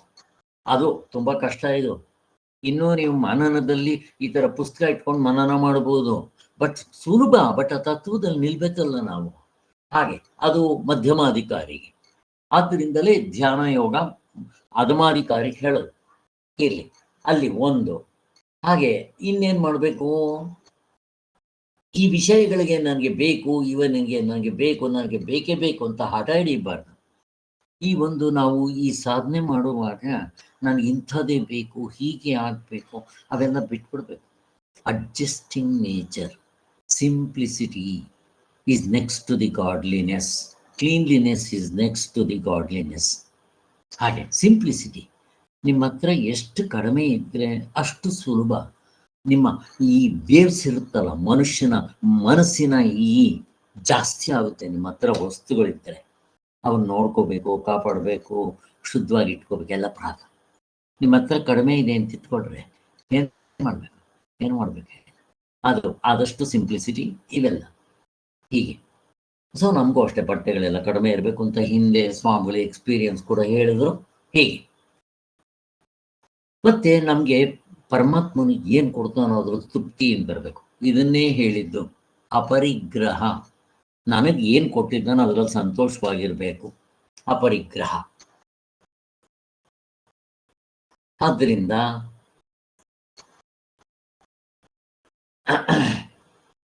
ಯೋಗಿಯಾದವನು ಮೊಟ್ಟ ಮೊದಲು ಮನಸ್ಸಿನಲ್ಲಿ ಉಂಟಾಗುವ ಅತೃಪ್ತಿ ಇವುಗಳನ್ನ ಮೊದಲು ಬಿಟ್ಬಿಡ್ಬೇಕು.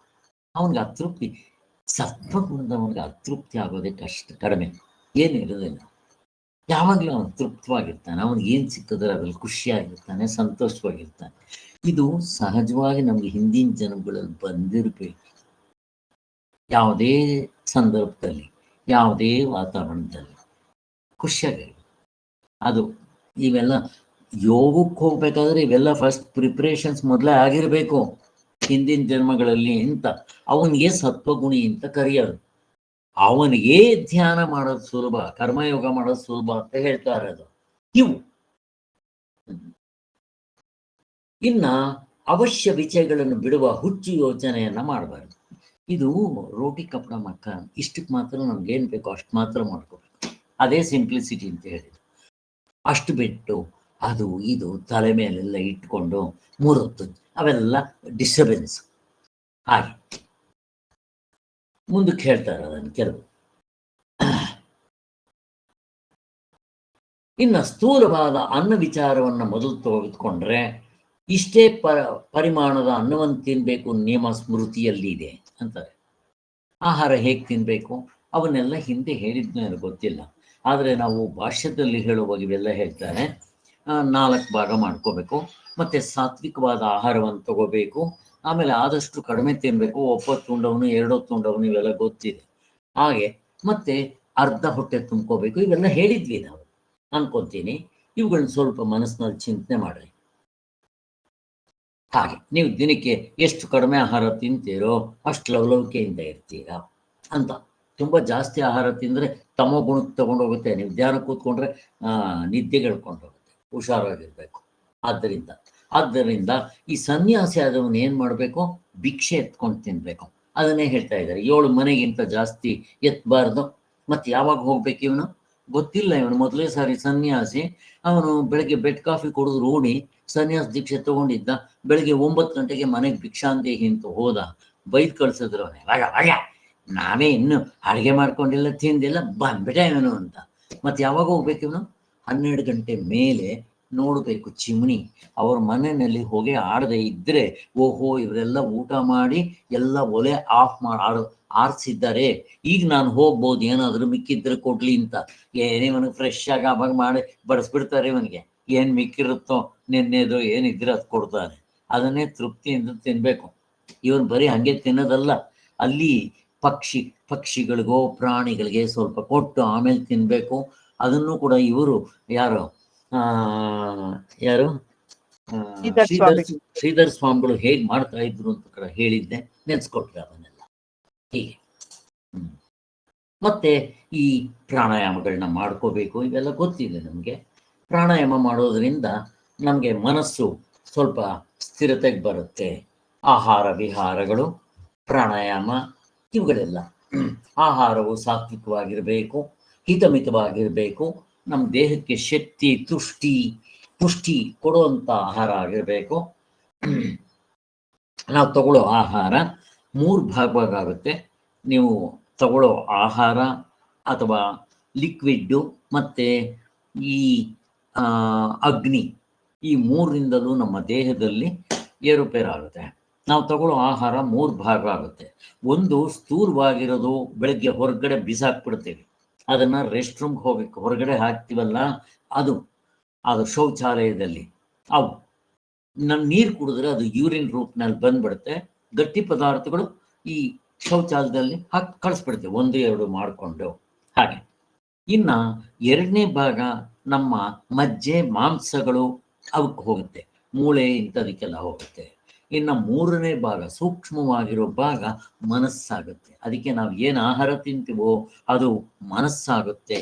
ಇಲ್ಲಿ ಆಹಾರ ಯಾರು ತಯಾರು ಮಾಡ್ತಾರೆ, ಹೇಗೆ ತಯಾರು ಮಾಡ್ತಾರೆ, ಮತ್ತು ಅದನ್ನು ತಗೊಂಬಂದು ಮಾರೋ ಅಂಥವ್ರು ಏನು ನೇಚರಿಂದ ಮಾರ್ತಾರೆ, ಮತ್ತು ಅದನ್ನು ತಗೊಂಬಂದು ಅಡುಗೆ ಮಾಡೋರು ಯಾವ ನೇಚರಿಂದ ಇರ್ತಾರೆ, ಇದೆಲ್ಲ ಡಿಪೆಂಡ್ ಆಗುತ್ತೆ. ಅಂತ ಆಹಾರ ಎಲ್ಲಪ್ಪ ಸಿಗುತ್ತೆ? ಗೋವಿಂದ. ಅದಕ್ಕೆ ನೀವು ಕೆಲವು ಆಶ್ರಮಗಳಿಗೆ ಹೋಗ್ರಿ, ಆ ಅಡುಗೆ ಮನೆಯಲ್ಲಿ 3 ಹೊತ್ತು ಭಜನೆ ಮಾಡ್ಕೊಂಡು ಅಡುಗೆ ಮಾಡೋರೆಲ್ಲ ಮಾಡ್ತಾ ಇರ್ತಾರೆ, ಬಡಿಸೋವಾಗ ಭಜನೆ ಮಾಡ್ಕೊಂಡು ಬಡಿಸ್ತಾ ಇರ್ತಾರೆ. ಶ್ರೀರಾಮ್ ಜೈ ರಾಮ್ ಜೈ ಜೈ ರಾಮ್, ಓಂ ಶ್ರೀರಾಮ್ ಜೈ ರಾಮ್ ಜೈ ಜೈ ರಾಮ್. ಅಲ್ಲಿ ಹೋದ್ರೆ ಸಾಕು. ನೀವು ಇಂಥ ಕಡೆ ಹೋಗ್ಬೇಕು, ಕನಗಡ ಆಶ್ರಮಕ್ಕೆ ಹೋಗ್ರಿ, ಅಥವಾ ಇವರು ಬ್ರಹ್ಮಚೈತನ್ಯರ ಆಶ್ರಮಕ್ಕೆ ಹೋಗ್ರಿ, ಅಲ್ಲೆಲ್ಲ ಇವು ಭಜನೆಗಳು ಮಾಡ್ಕೊಂಡೇ ಅಡುಗೆ ಮಾಡ್ತಾರೆ. ಬಡಿಸೋರು ತಿನ್ನೋರು ಭಜನೆ ಮಾಡ್ಕೊಂಡೇ ತಿಂತಾ ಇರ್ತಾರೆ. ಆ ಮನಸ್ಸು ಹೆಂಗಿರ್ಬೇಕು, ಹೀಗಾಗಬೇಕು ನಮಗೆ ಅಂತ ಹೇಳ್ತಾರೆ. ಹೀಗೆ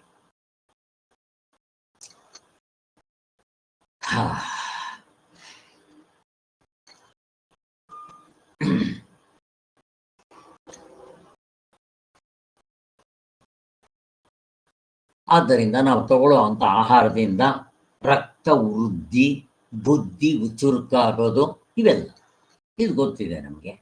ಆದ್ದರಿಂದ ಶಾಸ್ತ್ರದಲ್ಲಿ ಹೇಳಿರೋ ಇಂಥ ಆಹಾರ ತಗೋಬೇಕು, ಇಂಥದ್ದು ತಗೋಬಾರ್ದು. ಭಕ್ಷ್ಯ ಅಭಕ್ಷ್ಯ, ಈ ನಾನ್ ವೆಜ್ಜು, ಕೋಳಿ ಮೊಟ್ಟೆ, ಈ ಆಲ್ಕೋಹಾಲು, ಈ ತಂಬಾಕು, ಬಿಡಿ ಸಿಗರೇಟ್ಗಳು ಇವೆಲ್ಲ ಬಿಡಬೇಕು ಅಂತ ಹೇಳ್ತಾರೆ. ಇವನ್ನು ಉಪಯೋಗಿಸ್ಬಾರ್ದು ಅಂತ. ಹೀಗೆ ಆಹಾರದ ದೃಷ್ಟಿಯಿಂದಲೂ ಆರೋಗ್ಯ ದೃಷ್ಟಿಯಿಂದಲೂ ಉಪಯೋಗಿಸ್ಬಾರ್ದು ಡಾಕ್ಟ್ರುಗಳು ಹೇಳ್ತಾರೆ. ಇನ್ನು ನಾವು ಸಾಧನೆಗಂತೂ ಕೇಳಬೇಕೇನೋ, ಬರೀ ಬಲ ಬಂದರೆ ಸಾಲದು, ಅದರ ಜೊತೆಗೆ ಬುದ್ಧಿ, ಎಂಥ ಬುದ್ಧಿ ಬರುತ್ತೆ ಅನ್ನೋದು ಉಪಯೋಗ ಇಂಪಾರ್ಟೆಂಟ್. ನೋಡ್ರಿ, ರಾಮನಿಗೂ ರಾವಣನಿಗೂ ಇಬ್ಬರಿಗೂ ಬಲ ಆಲ್ಮೋಸ್ಟ್ ಈಕ್ವಲ್ ಇತ್ತು. ಆಂಜನೇಯ ಮೊದಲನೇ ಸರಿ ಲಂಕೆಗೆ ಹೋದಾಗ ಅವನ ರಾಜ್ಯ ಚಿನ್ನದಿಂದ ಕಟ್ಟಿರೋದು, ಆ ಊರೆಲ್ಲ ಚಿನ್ನವೇ. ಆ ವೈಭವ, ಆ ಒಂದು ನೋಡ್ಬಿಟ್ಟು ಆಹಾ, ರಾವಣನ ನೋಡಿ ಕೊನೆಗೆ ಅಬ್ಬಾ ಎಂಥ ಈ ವೈಭವ ಇದೆಯಪ್ಪ, ಇದು ಇವನೇನು ಯಾವ ರಾಮನಿಗೂ ಕಡಿಮೆ ಇಲ್ಲ ಅಂತ ಅನ್ಕೊಂತಾನೆ. ವೀರದಲ್ಲಿ, ಬಲದಲ್ಲಿ, ಶಕ್ತಿಯಲ್ಲಿ, ಭಕ್ತಿಯಲ್ಲಿ ಯಾವ ರಾಮನ ಕಡಿಮೆ ಇಲ್ಲ. ಒಂದೇ ಒಂದು ಕೊರತೆ, ಕಾಮಕನು. ಅವನದೊಂದು ಇಲ್ಲದೆ ಇದ್ರೆ ರಾಮನಿಗೆ ಏನು ಕಡಿಮೆ ಇತ್ತಪ್ಪ. ಇವನು ಶಿವನ ಪ್ರತ್ಯಕ್ಷ ಮಾಡ್ಕೊಂಡಿದ್ದ, ಕೈಲಾಸವನ್ನೇ ಮೇಲೆ ಕೆತ್ತಕ್ಕೋದವನು. ಎಲ್ಲಾ ದೇವತೆಗಳನ್ನ ತನ್ನ ಪೀಠದ ಕೆಳಗೆ ಹಾಕೊಂಡು ಕೂತ್ಕೊಂಡವನು, ತನ್ನ ಚೇರ್ ಕೆಳಗೆ. ಎಷ್ಟು ಶಕ್ತಿ ಬಲ ಇದ್ದವನು, ವೀರ ಧೀರ ಶೂರ. ಆದ್ರೆ ಒಂದೇ ಕೆಟ್ಟ ಗುಣ, ಅಲ್ಲಾಡಿಸ್ಬಿಡ್ತವನು. ಅವನು ಮಾತ್ರ ಅಲ್ಲ, ಅವನ ಮಕ್ಕಳು, ಅವನ ಅಣ್ಣ ತಮ್ಮಂದರು, ಅವನ ಸೈನಿಕರು ಎಲ್ಲರೂ ಸತ್ತು ಸುಣ್ಣ. ಏನದು ಅಧರ್ಮ ಮುಗಿದೋಯ್ತು. ಅದನ್ನು ಹೇಳ್ತಾ ಇದ್ದ. ಬರೀ ಆಹಾರ ತಿಂದು ಬಲ ಬೆಳೆಸ್ಕೊಂಡ್ರೆ ಸಾಲದು, ಎಂಥ ಬಲ ಇರಬೇಕು, ಎಂಥ ಮನಸ್ಸನ್ನು ನಾವು ಮಾಡ್ಕೊಳ್ಳೋ ಆಹಾರ ಸೇವನೆ ಮಾಡಬೇಕು ಅನ್ನೋದು ಇಂಪಾರ್ಟೆಂಟು. ಕಾಮರಾಗ ವಿವರ್ಜಿತವಾದ ಬಲ ಬರಬೇಕು. ಅವನು ರಾವಣ ಅದರಲ್ಲಿ ಕಾಮ, ರಾಗ ಇಂಥ ಆಹಾರಗಳನ್ನೇ ತಿಂದು ಅವುಗಳನ್ನು ಹಾಳು ಮಾಡ್ಕೊಂಡಿದ್ದ. ಹೀಗೆ ಬರೀ ಆಹಾರದಿಂದ ಮಾತ್ರ ಏನು ಬರುತ್ತೆ ಅಂತಲ್ಲ, ಅದರ ಜೊತೆಗೆ ನಮ್ಮ ಸುತ್ತಮುತ್ತಲು ಇರೋ ವಾತಾವರಣಗಳು, ಅಹಂಕಾರ ಎಲ್ಲ ಕೆರ್ಸುತ್ತ ನಮ್ಮನ್ನ ಬೇರೆ. ಆದ್ದರಿಂದ ಈ ದುಷ್ಪರಿಣಾಮ ಮಾಡೋ ಆಹಾರ ಬಲವನ್ನು ಉಂಟು ಮಾಡಿದ್ರು ನಿಷಿದ್ಧವಾಗಿರುತ್ತೆ. ನಾವು ನೋಡ್ಕೊಂಡು ಅವುಗಳನ್ನೆಲ್ಲ ತಿಳ್ಬಾರ್ದು. ಆದ್ದರಿಂದ ಮೆದುಳುಗಳನ್ನು ವೃದ್ಧಿ ಮಾಡುವ, ಅದಕ್ಕೆ ಬಲವನ್ನು ಕೊಡುವ ಆಹಾರ ವಸ್ತು ಯಾವುದರಲ್ಲಿರುತ್ತೆ ಅಂತ ನೋಡಿಕೊಂಡು, ಬರೀ ಬುದ್ಧಿ ವೃದ್ಧಿ ಆದರೆ ಸಾಲದು, ತಪ್ಪು ಹಾದಿಯಲ್ಲಿ ಉಪಯುಕ್ತವಾಗುವ ಆಗ್ಬಾರ್ದದು ಅಂತ ಆಹಾರವನ್ನೇ ಉಪಯೋಗಿಸ್ಬೇಕು. ಅಂದರೆ ಸಾತ್ವಿಕ ಆಹಾರ, ಅದು ಶುದ್ಧವಾದ ಆಹಾರ, ಬಿಸಿ ಬಿಸಿ ಹಾಕಿರಬೇಕು, ತುಂಬ ಖಾರ, ತುಂಬ ಹುಳಿ, ತುಂಬ ಉಪ್ಪು, ತುಂಬ ಬಿಸಿ, ತುಂಬ ತಣ್ಣಗಿರೋದು ಅಥವಾ ನೆನ್ನೆ ಮನೆ ಕೊಳ್ತಿರೋದು ಇಂಥ ಆಹಾರಗಳು ಉಪಯೋಗಿಸಬಾರದು ಅಂತ. ಮತ್ತು ಆಹಾರದಲ್ಲೂ ಹಿತ ಮಿತ ಇವುಗಳಿರಬೇಕು ಅಂತ ಹೇಳಿದ್ದಂತೂ ಗೊತ್ತಾಯಿತು. ಆದರೆ ಎಸ್ಪೆಷಲಿ ಧ್ಯಾನ ಯೋಗಕ್ಕೆ ಇಂಥ ಆಹಾರ ಬೇಕಾಗುತ್ತೆ. ಇನ್ನು ಅವನ ವಿಹಾರ ಹೇಗಿರಬೇಕು? ಆಹಾರ ಆಯಿತು, ವಿಹಾರಗಳಿವಾಗ. ವಿಹಾರ ಅಂದರೆ ಅವನು ಎಷ್ಟು ನಿದ್ದೆ ಮಾಡಬೇಕು, ಎಷ್ಟೊತ್ತು ಅವನು ಎಚ್ಚರದಲ್ಲಿರಬೇಕು, ಇವುಗಳ ವಿಚಾರ. 3 ಹೊತ್ತು ಎದ್ದಿರೋದು ಅಥವಾ 3 ಹೊತ್ತು ಮಲಗಿರೋದು ಇವೆಲ್ಲ ಮಾಡಬಾರ್ದು. ಎಷ್ಟು ಬೇಕೋ ಅಷ್ಟು ನಿದ್ದೆ, ದಿನಕ್ಕೆ ಎಷ್ಟು ನಾವು ದೇಹಕ್ಕೆ ಎಷ್ಟು ಬೇಕೋ ಅವನಷ್ಟು ಕಂಡುಕೊಂಡು ಅಷ್ಟು ನಿದ್ದೆ ಮಾಡಿದ್ರೆ ಸಾಕು. ವಯಸ್ಸಾದಮೇಲೆ 6 ಅವರ್ಸ್ ಮಲಗಿದ್ರು ಸಾಕು, 5 ರಿಂದ 6 ಗಂಟೆ. ಹಾಗೆ ಮಧ್ಯಾಹ್ನದ ಹೊತ್ತು ಬೇಕಾದರೆ ಒಂದು ಸ್ವಲ್ಪ ಹೊತ್ತು ಮಲಗಿಕೊಂಡ್ರೆ ಫ್ರೆಶ್ ಆಗ್ತಾರೆ. ನಾನಂತೂ ಮಧ್ಯಾಹ್ನದ ಹೊತ್ತು ಎವ್ರಿಡೇ ಮಲಗ್ತೀನಿ, ಒಂದು ಅರ್ಧ ಗಂಟೆ ಮಲಗಿದ್ರು ಸಾಕು, ತುಂಬ ಫ್ರೆಶ್ ಆಗಿಬಿಡುತ್ತೆ. ಮತ್ತು ಯಾವಾಗಲೂ ಓಡಾಡ್ತಾ ಇರೋದು, ಯಾವಾಗಲೂ ಆ ಕೆಲಸ ಈ ಕೆಲಸ ಮಾಡ್ತಾ ಇರೋದು ಇವುಗಳು ಮಾಡಬಾರ್ದು. ಅಲ್ಲಿಗೆ ಹೋಗೋದು, ಇಲ್ಲಿಗೆ ಹೋಗೋದು, ಮತ್ತು 3 ಹೊತ್ತು ದೇಹನ ದಂಡಿಸೋವಂಥ ಎಕ್ಸರ್ಸೈಸ್ ಮಾಡೋದು, ಇವುಗಳೆಲ್ಲ ಮಾಡಿದ್ರೆ ಧ್ಯಾನ ಮಾಡೋಕ್ಕಾಗೋದಿಲ್ಲ. ಎಷ್ಟು ಬೇಕೋ ಅಷ್ಟು ಮಾಡಬೇಕಷ್ಟೇ. ನಾನು ನನ್ನ ಜೀವನದಲ್ಲಿ ದಿನಕ್ಕೆ 1 ಗಂಟೆಗಿಂತ ಜಾಸ್ತಿ ಯೋಗಕ್ಕೆ ನನ್ನ ಜೀವನದಲ್ಲಿ ಕಳೆದೇ ಇಲ್ಲ, ಬೇಕಾದಕ್ಕಿಲ್ಲ. ಕೆಲವರು ಬೆಳಗ್ಗೆ 3 ಗಂಟೆ, ಸಾಯಂಕಾಲ 3 ಗಂಟೆ ಮಾಡಿದ್ದೆ. ಯಾತಕ್ಕೆ? ಏನು ದೇಹ ಬೆಳೆಸ್ಕೋಬೇಕೇನು ನಾವು? ಏನು ಜಿಮ್ಗೆ ಹೋಗಿದ್ದೆ ಮಸಲ್ಸ್ ಡೆವಲಪ್ ಮಾಡ್ಕೋಬೇಕೇನೋ? ಏನೂ ಬೇಕಾಗಿಲ್ಲ. ಆರೋಗ್ಯವಾಗಿರ್ಬೇಕು, ಲವಲವಿಕೆಯಿಂದ ಇರಬೇಕು, ಏನೇ ಕೆಲಸ ಮಾಡೋದಕ್ಕೆ ಆಯಾಸ ಆಗಬಾರ್ದು. ಇಷ್ಟಕ್ಕೆ ನಾವು ತಿಳ್ಕೊಂಡ್ರೆ ಸಾಕು. ಹಾಗೆ ಬಟ್ ಇವಾಗ ನನಗೆ ಸ್ವಲ್ಪ ರೆಸ್ಟ್ ಬೇಕಾಗುತ್ತೆ ಅನಿಸುತ್ತೆ. ನಾನು 1.5 ಗಂಟೆ 2 ಗಂಟೆ ಆಗುತ್ತೆ. ಮೊದಲು ಮಾಡೋ ಎಕ್ಸರ್ಸೈಸ್ಗಳೇ ನನಗೆ ಇವಾಗ ಸ್ವಲ್ಪ ಸಮಯ ಜಾಸ್ತಿ ಆಗುತ್ತೆ. ಏನು ಸ್ವಲ್ಪ ಮಾಡಿದ್ರು ಮಧ್ಯದಲ್ಲಿ ಸ್ವಲ್ಪ ವಿರಾಮ ತಗೋಬೇಕು. ಅದು ತಗೊಂಡು ಮತ್ತೆ ಮಾಡ್ತಾ ಇರ್ತೀವಿ. ಹೀಗೆ ಮತ್ತು ಆರ್ಥೋಪೆಡಿಕ್ ಸರ್ಜನ್ ಕೂಡ ಹೇಳ್ತಾರೆ, ನಿಮಗೆ ಈ ವಯಸ್ಸಿಗೆ ಎಷ್ಟಾಗುತ್ತೋ ಅಷ್ಟು ಮಾತ್ರ ಮಾಡಲಿ ಸಾಕು. ನಾನು ಹೇಳೋದು, ದಯವಿಟ್ಟು ಪ್ರತಿಯೊಬ್ಬರು ವಾಕಿಂಗು, ಒಂದು ಅರ್ಧ ಗಂಟೆ ಯೋಗ ನಾನು ಹೇಳ್ಕೊಡ್ತೇನೆ. ಯಾವಾಗಾದರೂ ಬಂದರೆ ನಮ್ಮ ಆಶ್ರಮಕ್ಕೆ, ಅಲ್ಲಿ ನಾವು ಬಂದಿದ್ದರು, ನೀವೆಲ್ಲ ಹೇಳ್ಕೊಟ್ಟಿದ್ದೆ. ನಾವು ಸಿಂಪಲ್ ಲೂಸನಿಂಗ್ ಎಕ್ಸರ್ಸೈಸ್ ಸೇರಿಸ್ಕೊಟ್ಟು, ಬರೀ ವಾಕಿಂಗಿಂದ ಏನೂ ಉಪಯೋಗ ಆಗೋದಿಲ್ಲ. ಆಗುತ್ತೆ, ಅದ್ರ ಜೊತೆಗೆ ನೀವು ಒಂದು ಅರ್ಧ ಗಂಟೆ ಯಾವುದಾದ್ರೂ ಬೇರೆ ಸಮಯದಲ್ಲೋ ಅಲ್ಲೋ ಇದನ್ನೂ ಮಾಡಿದ್ರೆ ತುಂಬ ಒಳ್ಳೆಯದು. ಕೆಲವರೆಲ್ಲ ನಮ್ಮ ಜೊತೆಯಲ್ಲಿ ಇದ್ದರು, ಮತ್ತು ಶಿಬಿರಗಳು ಮಾಡ್ತೀವಿ, ಆವಾಗ ನಮ್ಮ ಜೊತೆಯಲ್ಲಿ ಇದ್ದರೆ ಇವುಗಳೆಲ್ಲ ಸ್ವಲ್ಪ ಹೇಳ್ಕೊಡ್ಬೋದು. ಇರಿ, ಯಾವಾಗಲೂ ಪ್ರಯಾಣ ಮಾಡ್ತಾ ಇರೋದು ಅವೆಲ್ಲ ಈ ಧ್ಯಾನ ಮಾಡೋದಕ್ಕೆ ಇವೆಲ್ಲ ಹೆಲ್ಪ್ ಆಗೋದಿಲ್ಲ. ಹಾಗೆ ಎಷ್ಟು ಬೇಕೋ ಅಷ್ಟು ಮಾತ್ರ ಇಟ್ಕೋಬೇಕು. ಹಾಗೆ ಇನ್ನು ಯಾವ ಕೆಲಸನೂ ಮಾಡದೆ ಸೋಂಬೇರಿತನದಿಂದ ಕೂತಿರೋದು ಅದು ಮಾಡಬಾರ್ದು. ಹಾಗೆ ತುಂಬ ಕೆಲಸನೂ ಮಾಡಬಾರ್ದು. ನಾನು ಒಂದು ಸಾರಿ ಈ ಪಳನಿಗೆ 200 ಕಿಲೋಮೀಟ್ರು 10 ದಿವಸ ನಡ್ಕೊಂಡು ಹೋಗ್ಬೇಕು, ಕಂಟಿನ್ಯೂಸ್ ಆಗಿ ಹೋಗಿದ್ದೆ. ಬಂದಮೇಲೆ ಭಗವತ್ಪಾದರು ಹೇಳಿದರು, ಇವುಗಳೆಲ್ಲ ಮಾಡಿದ್ರೆ ಧ್ಯಾನ ಯೋಗಕ್ಕೆ ಅಡಚಣೆ ಆಗುತ್ತೆ ಅಂತ ಹೇಳಿದ್ರು. ಹಾಗೆ ನಾವು ಪ್ರತಿ ಸಾರಿ ಮಾಡ್ತೀವೇನೋ, ಯಾವಾಗಲೂ ಲೈಫ್ನಲ್ಲಿ ಒಂದು ಸಲ ಮಾಡಬೇಕು. ಇವೆಲ್ಲ ಅವಾಗ ಮಾಡಿದ್ವಿ, ಆಯಿತು. ಹಾಗೆ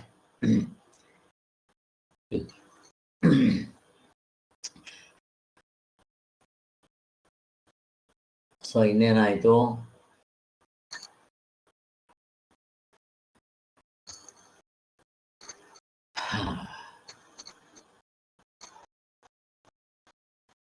ಈ ಧ್ಯಾನ ಯೋಗದಲ್ಲಿ ಯಾವಾಗಪ್ಪ ಅವನು ಹತ್ತತ್ರ ಮುಟ್ಟೋದಕ್ಕೆ ಪ್ರಯತ್ನ ಮಾಡ್ತಾನೆ ಅಂದರೆ ಅವನ ಮನಸ್ಸು ಸಂಪೂರ್ಣವಾಗಿ ಇವನ ಹತೋಟಿಗೆ ಬರಬೇಕು. ವಿಷಯಗಳ ಕಾಮರದಿಂದ ಹರಿದಾಡೋದು ಬಿಟ್ಬಿಡಬೇಕು ಸಂಪೂರ್ಣವಾಗಿ.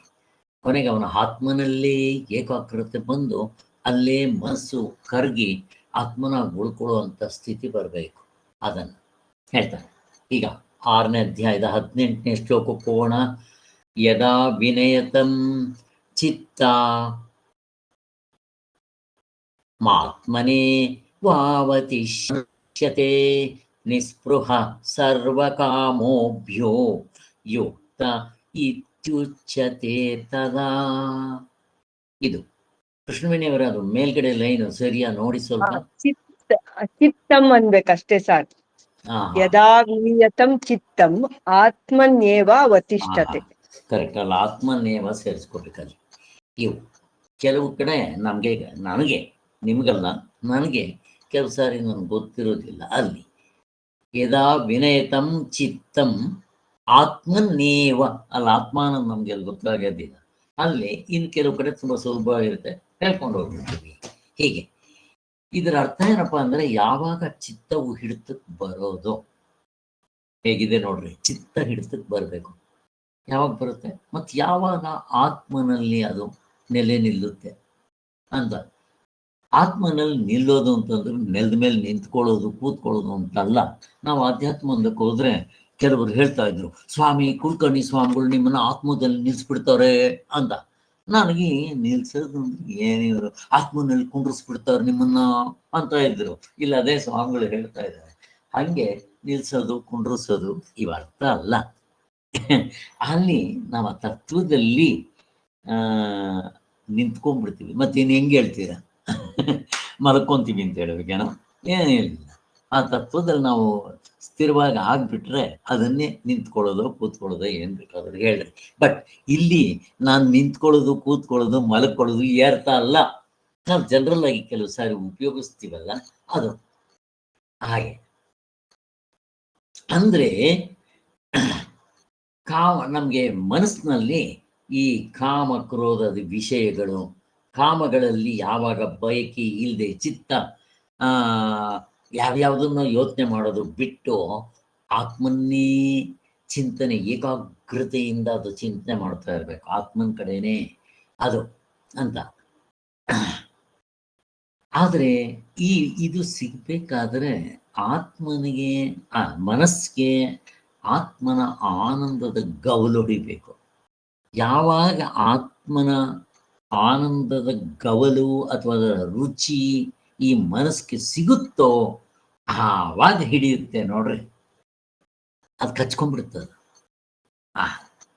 ಬಟ್ ಇದು ತುಂಬ ವರ್ಷಗಳು ಪ್ರಯತ್ನ ಮಾಡಿದ್ರೆ ಬರೋದು. ನಾವೇ ನೋಡ್ಕೋಬೇಕು, ನನಗೆ ಯಾವುದು ಅಂತ. ನನಗೆ ಈ ಪುಸ್ತಕ ಓದೋದ್ರಲ್ಲಿ ಹಿಡ್ಕೊಂಡಿದ್ದೇನೆ. ನನಗೆ ಇದೊಂದಿದ್ಬಿಟ್ರೆ ಸಾಕು.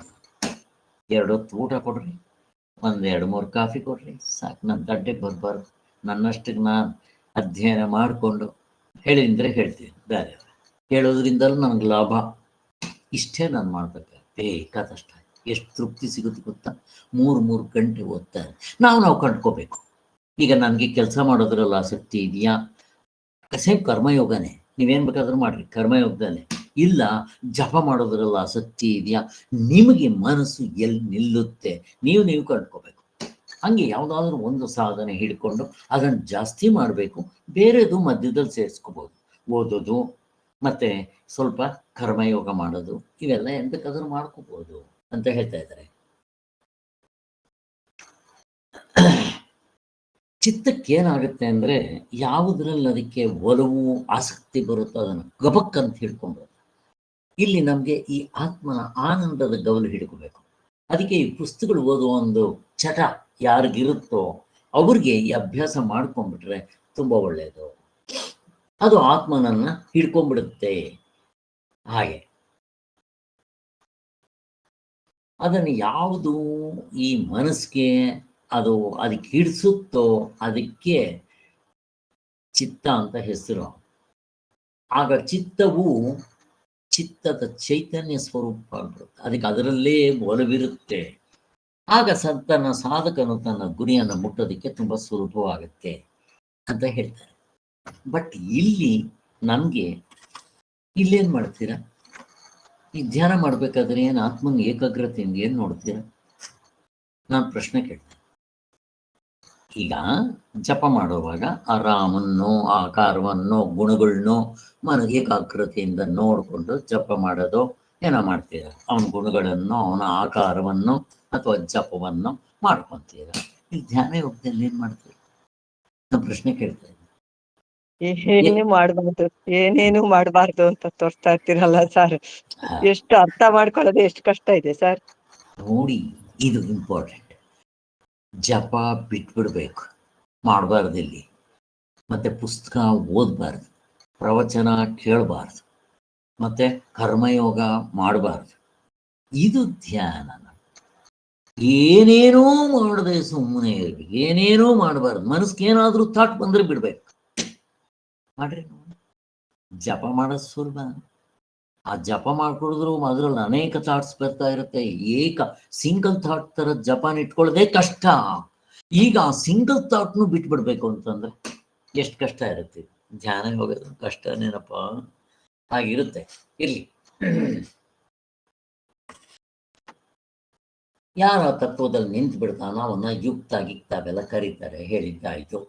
ಇದೇನು ಬಿಟ್ಟಿ ಮಾತಲ್ಲ. ಅದಕ್ಕೆ ಭಗವಂತನ ಅನುಗ್ರಹನೂ ಬೇಕಾಗುತ್ತೆ. ಅದಕ್ಕೆ ಗುರುಗಳ ಅನುಗ್ರಹ, ಭಕ್ತನ ದೇವರ ಅನುಗ್ರಹ. ಅದಕ್ಕೆ ಭಗವತ್ಪಾದರು, ಭಗವಂತ ನನಗೆ ಯಾವಾಗ ಕೊಡ್ತೀಯಪ್ಪ, ಭಕ್ತ ಪ್ರಹ್ಲಾದನ್ಗೆ 6 ತಿಂಗಳನ್ನೆಲ್ಲ ಕೊಟ್ಟಿಯಲ್ಲ, ನನಗಿನ್ನೂ ಕೊಟ್ಟಿಲ್ವಲ್ಲ ಅಂತ ಕಣ್ಣಲ್ಲೇ ನೀರು ಹಾಕ್ಕೊಂಡು 3 ಹೊತ್ತು ದೇವ್ರನ್ನ ಕೇಳ್ಕೊತಾ ಇದ್ರಂತೆ. ಈ ಕಡೆ ಸಾಧನೆ ಮಾಡೋದು, ಈ ಕಡೆ ಕೇಳ್ಕೊತಾ ಇರೋದು.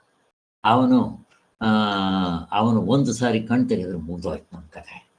ಅದರಲ್ಲಿ ಎಲ್ಲೋ ನೋಡ್ತೀಯಾ, ಎಲ್ಲೆಲ್ಲೋ ಯಾಕೆ ನೋಡ್ತೀಯ, ನೋಡು ನನ್ನಲ್ಲಿ ಅಂತ ಹೇಳಿ ಅವನು ನಮ್ಮನ್ನ ಮನಸ್ಸನ್ನ ಅವನಲ್ಲಿ ಅದ್ದಿ ಇಟ್ಕೊಂಡ್ಬಿಡ್ತಾನೆ. ಮುಗಿದೋಯ್ತು. ಒಂದ್ಸಾರಿ ಅದ್ದಿ ಬಿಟ್ಟ ಅಂತಂದ್ರೆ ಮುಗಿದೋಯ್ತು ನಮ್ಮ ಕೆಲಸ. ಏನು ತುಂಬ ಗಂಟೆಗಟ್ಲೆ ಏನಿರ್ಬೇಕಾಗಿಲ್ಲ ಅಲ್ಲಿ. ಸೆಕೆಂಡ್ ಮನಸ್ಸು ಬಿಟ್ಟು ಆತ್ಮನಲ್ಲಿ ನಿದ್ದೆ ಮಾಡೋದಲ್ಲ, ಸಮಾಧಿಗೆ ಹೋಗೋದಲ್ಲ, ಮುಗಿದೋಯ್ತು ಅಂತಾರೆ. ಅದು ಇಷ್ಟು ಭಗವಂತನ ಅನುಗ್ರಹ ಬೇಕು. ಅದಕ್ಕೆ ನಾವು ಕರ್ಮಯೋಗದಲ್ಲಿ ಭಗವಂತನ ಸೇರಿಸ್ಕೊಂಡು ಮಾಡಿದ್ರೆ ಈ ಅನುಗ್ರಹ ಬರೋಕ್ಕೆ ಶುರುವಾಗುತ್ತೆ. ನೋಡ್ರಿ, ಮೊದಲನೇ ಸಾಧನೆಯಲ್ಲೇ ಭಗವಂತನ ಸೇರಿಸ್ಕೊಂತೀವಿ ಅಲ್ಲ, ಅವನ ಅನುಗ್ರಹ ಬೇಕಲ್ಲಿ. ಪ್ರತಿ ಸ್ಟೆಪ್ಗೂ ಅವನ ಅನುಗ್ರಹ ಬೇಕು. ಭಗವಂತನಲ್ಲಿ ನೇರಾದ ಚಿತ್ತವನ್ನು ಇಡಲಾರ್ದ ನಮ್ಮಂಥವರು ಭಗವಂತನ ಚಿಂತನೆಯಲ್ಲಿರುವ ಭಕ್ತರ ಚಿಂತೆಯನ್ನಾದರೂ ನಾವು ಇಟ್ಕೋಬೇಕು. ಅದಕ್ಕೆ ಬ್ರಹ್ಮಚೈತನ್ಯರು, ಸಮರ್ಥ ರಾಮದಾಸರು, ಶ್ರೀಧರ ಸ್ವಾಮಿಗಳು, ಕನಗಡ ರಾಮದಾಸರು, ನಮಗೆ ಸಚ್ಚಿದಾನಂದ ಸರಸ್ವತಿ ಸ್ವಾಮಿಗಳು. ನಾನು ಹೇಳ್ತೀನಿ, ಈ ಎಲ್ಲ ಮುಕ್ತರಾಗಿರೋರಿಗಿಂತ ಸಚ್ಚಿದಾನಂದ ಸರಸ್ವತಿ ಸ್ವಾಮಿಗಳು ದಿ ಗ್ರೇಟ್. ಯಾಕೆ? ನಾನು ಪ್ರಶ್ನೆ ಕೇಳ್ತಾ ಇದ್ದೀನಿ, ಯಾರಾದರೂ ಹೇಳ್ರಿ ಯಾಕೆ? ಇಷ್ಟೊಂದು ಪುಸ್ತಕಗಳು ಕನ್ನಡದಲ್ಲಿ ಸರಾಗವಾಗಿ ಬರೆದು ಕೊಟ್ಟಿದಾರಲ್ಲ ಸರ್, ನಮ್ಗೆ ಅರ್ಥ ಆಗೋಂಗೆ.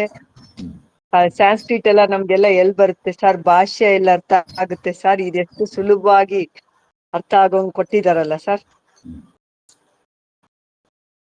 ಶ್ರೋತ್ರಿಯ ಬ್ರಹ್ಮನಿಷ್ಠರ ಎಲ್ರಿಗೂ ಬರಲ್ಲ. ಬ್ರಹ್ಮನಿಷ್ಠರಾಗ್ಬೋದು, ಕ್ಷೋತ್ರಿಯ ನಿಷ್ಠರಾಗಕ್ಕೆ ಬರಲ್ಲ. ಶಾಸ್ತ್ರದ ಪೂರ್ತಿ ವಿಚಾರ ಗೊತ್ತು, ಹೇಗೆ ಅದನ್ನು ತಿಳಿಸ್ಕೊಡ್ಬೇಕು ಅನ್ನೋದು ಗೊತ್ತು, ಪ್ರಾಪರ್ ಚಾನಲ್ನಿಂದ ಹೇಳ್ಕೊಡ್ತಾರೆ. ಅದಕ್ಕೆ ಈಸ್ ಗ್ರೇಟ್ ಅಂತ. ಇಲ್ಲಿ ಒಬ್ಬೊಬ್ಬರನ್ನ ಯಾರು ತೋರಿಸ್ತೀನಿ ಹೇಳ್ರಿ, ನೋಡೋಣ, ಎಕ್ಸಾಂಪಲ್ ಕೊಡ್ರಿ ಸರ್. ಯಾರು ಇಲ್ಲ ಸರ್. ಇದ್ದಾರೆ, ಸಮರ್ಥ ರಾಮದಾಸ್ ಇದ್ದಾರೆ, ಇಷ್ಟು ದಪ್ಪ. ಅದಕ್ಕೇನೋ ಒಂದು ಹೆಸರಿಟ್ಟಿದ್ದಾರೆ, ಏನದು? ಸಮರ್ಥ ರಾಮದಾಸರು ಬರೆದಿರೋದಕ್ಕೆ ದಾಸಬೋಧ ಅಂತೇನೋ ಒಂದು, ದಾಸಬೋಧ ಅಂತಂದ್ರಲ್ಲ. ದಾಸಬೋಧ ನಾನು ಓದ್ದೆ, ನನ್ನ ಹತ್ರ ಇದೆ, ಯಾರಿಗಾದ್ರು ಬೇಕಾದ್ರೆ ಕೊಡ್ತೀನಿ, ಕನ್ನಡದಲ್ಲೇ ಇದೆ. ಅವ್ರು ಮರಾಠಿಲಿ ಬರೆದಿದ್ದಾರೆ. ತುಂಬಾ ವಿಶ್ಲೇಷಣವಾಗಿ ಓದ್ಕೊಂಡೋಗಿದ್ದಾರೆ. ನನಗೇನು ಅಷ್ಟು ಲಾಭ ಅಂತ ಅನ್ನಿಸ್ಲಿಲ್ಲ. ಆದರೆ ಅವ್ರಿಗೆ ಭಗವದ್ಗೀತೆಗಿಂತ ಹೆಚ್ಚಂತೆ ಮಹಾರಾಷ್ಟ್ರದವರಿಗೆ ಅವೆಲ್ಲ ಓದ್ಕೊತಾ ಇರ್ತಾರೆ. ಹಾಗೆ ಇನ್ನು ಬ್ರಹ್ಮಚೈತನ್ಯದ ಅವ್ರು ಯಾವ ಪುಸ್ತಕನೂ ಬರೆದಿಲ್ಲ. ಅವ್ರಿಗೆ ಬೇರೆಯವರೊಬ್ಬರು ಬಿ ಇಂದ ಸ್ಟಾರ್ಟ್ ಆಗುತ್ತೆ, ಅವರ ಜೊತೆಲಿ 20 ವರ್ಷಗಳ ಕಾಲ ಜೊತೆಯಲ್ಲಿ ಇದ್ದವರು, ಅವ್ರನ್ನ ನೋಡಿದವರು, ಅವರ ನಿಜವಾದ ಶಿಷ್ಯರನ್ನೆಲ್ಲ ಕಾಂಟ್ಯಾಕ್ಟ್ ಮಾಡಿ ಅವ್ರಿಗೆ ಏನು ವಿಚಾರಗಳು ಹೇಳ್ತಾ ಇದ್ರು ಎಲ್ಲವನ್ನೂ ಕಲೆಕ್ಟ್ ಮಾಡಿ ಅವರ ಜೀವನ ಚರಿತ್ರೆ ಅಂತ ಬರೆದು, ಬ್ರಹ್ಮಚೈತನ್ಯರ ಜೀವನ ಚರಿತ್ರೆ ಅಂತ ಒಂದು ಪುಸ್ತಕ ಬರೆದಿದ್ದಾರೆ. ಇನ್ನೊಂದು 365 ದಿವಸದ 365 ದಿವಸ ಅಂತ ಒಂದು ಪುಸ್ತಕನೇ ಬರೆದಿದ್ದಾರೆ. ಸೋಮವಾರ ಏನು ಮಾಡಬೇಕು, ಯಾವುದು ಓದಬೇಕು, ಮಂಗಳವಾರ, ಪ್ರತಿ 1ನೇ ತಾರೀಕಿಂದ 365 ದಿವಸ ಬರೆದಿರೋದ್ರಿಂದ ಆ ದಿನದಲ್ಲಿ ಅದನ್ನು ಓದ್ಬೋದು. ಇವತ್ತು ಏಪ್ರಿಲ್ ಎಷ್ಟನೇ ತಾರೀಕು? ಇವತ್ತು 5ನೇ ತಾರೀಕು, ಇವತ್ತು 6ನೇ ತಾರೀಕು. ಅದರಲ್ಲಿ 6ನೇ ತಾರೀಕು ಏಪ್ರಿಲ್ ನೋಡಿದ್ರೆ ಒಂದು ಚಾಪ್ಟರ್ ಬರುತ್ತೆ, ಓದ್ಕೋಬೇಕು, ಚೆನ್ನಾಗಿದೆ ಅದನ್ನು. ಹಾಗೆ ಅವ್ರು ಬರೆದಿರೋದಲ್ಲ, ಅವ್ರ ಭಕ್ತರು ಇವೆಲ್ಲ ಸ್ವಾಮಿಗಳು ಅಲ್ಲಲ್ಲಿ ಸ್ವಾಮಿಗಳು ಅಂದರೆ ಬ್ರಹ್ಮಚೈತನ್ಯರು ಹೇಳಿರೋದನ್ನು ಕಲೆಕ್ಟ್ ಮಾಡಿಕೊಂಡು ಒಂದು ಪುಸ್ತಕದ ಥರ ಬರೆದಿದ್ದಾರೆ. ಅಂದರೆ ಅದರ ಜೊತೆಗೆ ಸ್ವಲ್ಪ ವೇದಾಂತವನ್ನು ಸೇರಿಸ್ಕೊಂಡು ಹೇಳಿದ್ದಾರೆ ಹೀಗೆ. ಆದರೆ ಈ ರೀತಿ ಪ್ರಾಪರ್ ಚಾನಲ್ ತೋರಿಸೋರು ಯಾರು ಇಲ್ಲ. ನೀವು ಯಾರದೇ ಹೋದ್ರಿ ಇಷ್ಟು ಕ್ಲಿಯರ್ ಕಟ್ಟಾಗಿ ಸಿಕ್ಕೋದಿಲ್ಲ.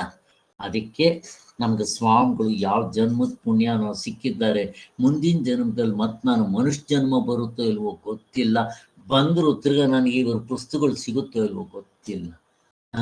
ಅದಕ್ಕೆ ಆದಷ್ಟು ಈಗಲೇ ಈ ಜನ್ಮದಲ್ಲಿ ಮುಕ್ತರಾಗ್ಬಿಟ್ರೆ ಒಳ್ಳೆಯದು ಅಂತ ಹೇಳೋದು.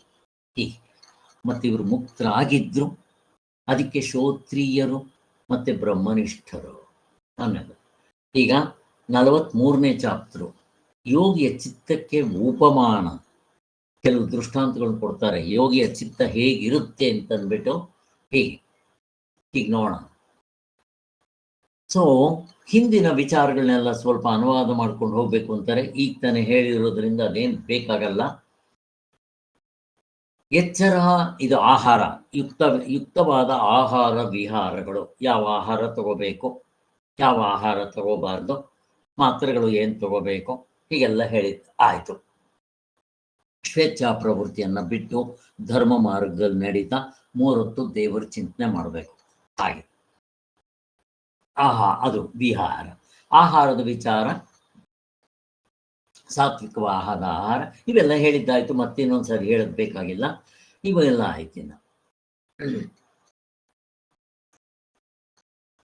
ನಮ್ಮ ಶರೀರ ಶಾಸ್ತ್ರದಲ್ಲಿ, ಅಂದರೆ ನಮ್ಮ ಈ ಡಾಕ್ಟರ್ ಇದರಲ್ಲಿ ಆಹಾರದ ಬಗ್ಗೆ ಹೇಳುವಾಗ ನಮ್ಮಲ್ಲಿ ಟ್ರಿಲಿಯನ್ ಸೆಲ್ಸ್ ಇರುತ್ತೆ. ಆ ಟ್ರಿಲಿಯನ್ ಸೆಲ್ಸು ಪ್ರತಿದಿನ ಚೇಂಜ್ ಆಗ್ತಾ ಇರುತ್ತೆ, ಬದಲಾವಣೆ ಆಗ್ತಾ ಇರುತ್ತೆ, ಅವು ನಶಿಸಿ ಹೋಗ್ತಾ ಇರುತ್ತೆ, ಮತ್ತೆ ಹೊಸದು ಉತ್ಪತ್ತಿ ಆಗ್ತಾ ಇರುತ್ತೆ. ಹೀಗೆ ನಶಿಸಿ ಹೋಗಿ ಹೊಸದು ಉತ್ಪತ್ತಿ ಆಗಬೇಕಾದ್ರೆ ಅದಕ್ಕೆ ಆಹಾರ ಬೇಕಲ್ಲ. ಅದಕ್ಕೆ ಆಹಾರ ಮತ್ತು ವಾಯು, ಪ್ರಾಣವಾಯು ಬೇಕು. ಅದಕ್ಕೆ ನಾವು ಪ್ರಾಣಾಯಾಮಾದಿಗಳನ್ನ ಮಾಡಬೇಕು ಅಂತ ಹೇಳೋದು. ಅದಕ್ಕೆ ಆಹಾರ ಮತ್ತು ಪ್ರಾಣಾಯಾಮ ಇದು ಅಂತಃಕರಣದ ಮೇಲೂ ಪ್ರಭಾವ ಬೀಳುತ್ತೆ ಅನ್ನೋದಕ್ಕೋಸ್ಕರ. ಹೇಗೆ ನಮ್ಮ ಮನಸ್ಸು ನಾವು ಕಂಟ್ರೋಲ್ ಮಾಡಬೇಕಾದ್ರೆ ಕಷ್ಟ, ಅದಕ್ಕಿಂತ ಸ್ಥೂಲವಾಗಿರೋ ಈ ಪ್ರಾಣಗಳನ್ನ ಪ್ರಾಣಾಯಾಮ ಮಾಡೋದ್ರಿಂದ ಮನಸ್ಸು ಹತೋಟಿಗೆ ಬರುತ್ತೆ ಅನ್ನೋದಕ್ಕೋಸ್ಕರ. ಹೀಗೆ